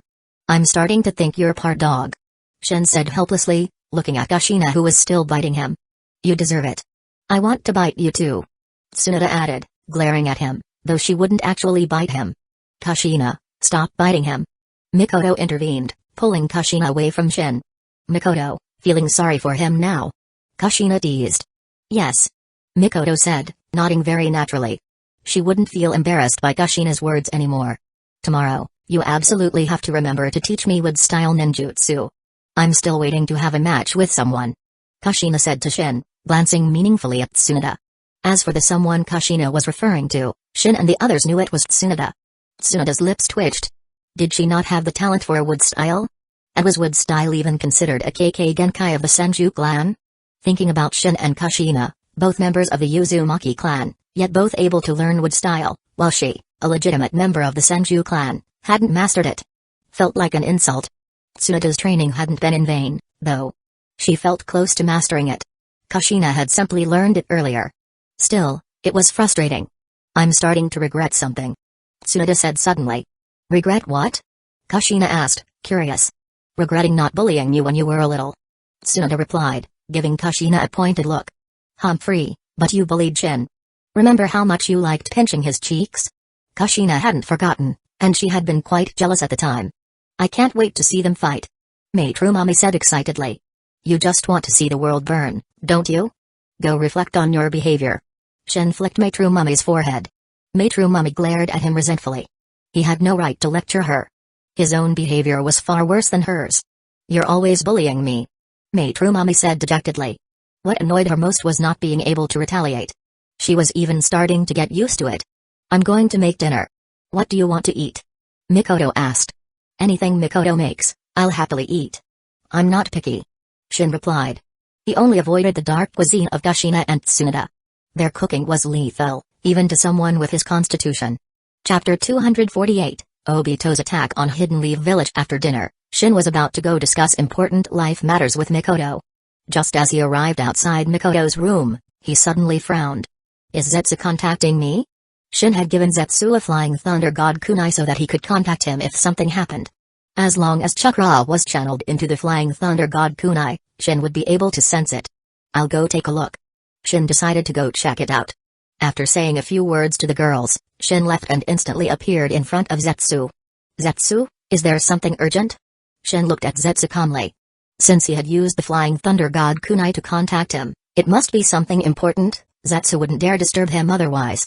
Shin-sama, there is indeed an urgent matter to report. Regarding Obito's movements. White Zetsu replied. Black Zetsu remained silent. Obito's movements? Shin suddenly found the situation interesting. Zetsu was actually telling him Obito Uchiha's movements. Logically, Black Zetsu and White Zetsu should be more inclined towards Obito Uchiha. Inwardly, Black Zetsu and White Zetsu were reluctant to share Obito's plans, but they feared angering Shin and jeopardizing Madara's plan. To be precise, it was Black Zetsu's idea to appease Shin. Besides, revealing Obito's current movements was inconsequential. Shin-sama, Obito plans to attack Hidden Leaf Village. White Zetsu reported. Attack Hidden Leaf Village? Is the Nine-Tails Jinchuriki about to give birth? Combining it with the original story, Shin immediately guessed. White Zetsu was surprised. This was classified information. How did Shin know? The Nine-Tails Jinchuriki's pregnancy was a closely guarded secret. During pregnancy, the seal weakened, especially during childbirth. If this information leaked, it could lead to attacks, especially from mother-hidden villages. Indeed, Shin-sama. The Nine-Tails Jinchuriki is about to give birth, and Obito intends to use this opportunity to release the Nine-Tails and attack Hidden Leaf Village. White Zetsu told Shin Obito Uchiha's plan completely. The plan was simple, infiltrate Hidden Leaf Village. Release the Nine-Tails during childbirth when the seal was weakened, and then watch the chaos unfold. Obito's motive was revenge against his teacher, Minato no Mikaze. He still held a grudge against Minato for not saving him when he was crushed by a boulder. And when Rin died, that grudge intensified into hatred. Minato hadn't saved him, hadn't saved Rin. Obito no longer saw Minato as his teacher, only as an enemy. He was also getting revenge on Hidden Leaf Village. As for Kakashi Hatake, it wasn't that Obito didn't hate Kakashi, but he still had some feelings left and couldn't bring himself to attack his good friend. When is Obito leaving? Shin asked, pondering whether to join the fun. To the Naruto world, the Nine Tails Rampage is a historic event. How could he not go and see such a major event? He leaves for Hidden Leaf Village tomorrow night. Good to know. After Shin finished speaking, he returned directly to the land of whirlpools. It wasn't until tomorrow night, so there was no need to rush. Shin was still anxious to go back and sleep with Mikoto. After returning, Shin went straight to Mikoto's room. Early the next morning, Shin came out of Mikoto's room and was greeted by the resentful gazes of Kushina and the others. You two don't care at all, it was so noisy last night. Kushina said resentfully. They hadn't slept well, though that wasn't a big deal for them. It was mostly because it was distracting and awkward. Especially Maitru Mummy, who said that she was still a little girl who hadn't experienced anything, so why did they make her listen to this? Ahem, next time I'll develop a soundproofing ceiling technique next time. Shin coughed awkwardly. Where's Mikoto? Too embarrassed to come out? Tsunade asked. Shin shook his head. Not embarrassed. Just exhausted. I'm going to Hidden Leaf Village today. Something big is about to happen. Anyone want to come? Shin changed the subject. I don't have time. Tsunade was desperately training wood style. She had never been so serious, perhaps Kushina's success was motivating her. I'm in. Kushina volunteered immediately. She was bored, and a big event sounded interesting. Tsunade, it's about Hidden Leaf Village. Are you sure you don't want to go? Kushina poked Tsunade's arm and asked. No, I'm not interested in Hidden Leaf Village anymore. I don't want to get involved. Tsunade was determined to sever her ties with Hidden Leaf Village. She didn't want to get entangled in their affairs anymore. It was better to stay away. Suits me. Kushina grinned, then looked at Conan. Conan, you coming? I'd like to, but if I go, who will cook? Conan couldn't help but say. As for Mikoto, she probably wouldn't have the strength to do anything until noon, let alone cook. Kushina, seeing Conan couldn't go, felt a pang of disappointment. But inwardly, she was thrilled. It would be just her and Shin. As for the last one, Maitru Mummy. Kushina looked at Maitru Mummy with a threatening gaze. My, you're not thinking of coming, are you? Faced with Kushina's threatening gaze, what could Maitru Mummy do? Did she want to go? Of course, Maitru Mummy wanted to go, but she couldn't ignore Kushina's threat. I don't want to go, Maitru Mummy said dejectedly. She really wanted to join in the fun, but she had to back down in the face of Kushina. There was nothing she could do, because Kushina was stronger than her, and Maitru Mummy could only swallow her grievances. Chapter 249, The Eve of the Nine-Tailed Fox's Rampage. Shin left Hidden Sand Village with Kushina and Maitru Mummy, heading towards Hidden Leaf Village. As for why Maitru Mummy ended up coming along, it was naturally because Kushina couldn't bear Maitru Mummy's pitiful eyes, so she agreed to bring Maitru Mummy with them. Obito's attack on Hidden Leaf Village was scheduled for nightfall, but it was still morning, so they had plenty of time. Shin decided they would arrive early and wait.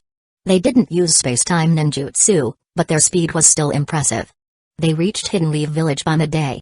So this is Hidden Leaf Village. Maitru Mummy looked around curiously. Hidden Leaf Village, as the most prosperous hidden village, was far more impressive than Hidden Mist Village. At this time, Maitru Mummy didn't know the situation in Hidden Mist Village. If she were to go to Hidden Mist Village, she would know that Hidden Leaf Village wasn't just several times better but dozens of times better. Hidden Mist Village was practically in ruins, thanks to Obito's machinations. The fourth Mizukage was dead, and the current fifth Mizukage, Yagura, was under Obito's control, and the Bloody Mist era was in full swing. Hidden Mist Village also had the highest turnover rate for Kage. While other villages were on their fourth, Hidden Mist Village was already on its fifth. Originally, Yagura should have been the fourth Mizukage, but Shin killing the third Mizukage during the Second Shinobi World War had altered the timeline. Of course, such details were trivial to Shin. Hidden Mist Village's fate was irrelevant to him. Wipe that awestruck look off your face. You look like a country bumpkin. It's embarrassing. Shin said, lightly smacking Maitru Mummy's shoulder. Is that how you talk to people? Maitru Mummy rolled her eyes at Shin, but she also became serious, not as surprised as before. She was also someone who cared about her image. We're being watched. Suddenly, Maitru Mummy noticed that someone was monitoring them, and a cold light flashed in her eyes. Hidden Leaf Village's Anbu, don't worry about them, they'll leave soon. If Maitru Mummy could detect that someone was monitoring them, how could Shin not notice? But there was no need to pay attention, those people would leave soon. Sure enough, in less than a minute, Those Anbu members had already left, probably to report the situation to Minato Namikaze. It was understandable. Shin strolling into Hidden Leaf Village was bound to raise alarms. Though not officially a missing ninja, Hidden Leaf Village treated him like a dangerous rogue element. At the Hokage Tower, the Anbu reported to Minato, who was with Hiruzen and Saratobi. After the Anbu left, a heavy silence filled the office. Sandaime-sama, why do you think Shin Uzumaki is here? Minato asked, his brow furrowed with worry. He couldn't help but worry. Akiko was about to give birth, and this was a critical time.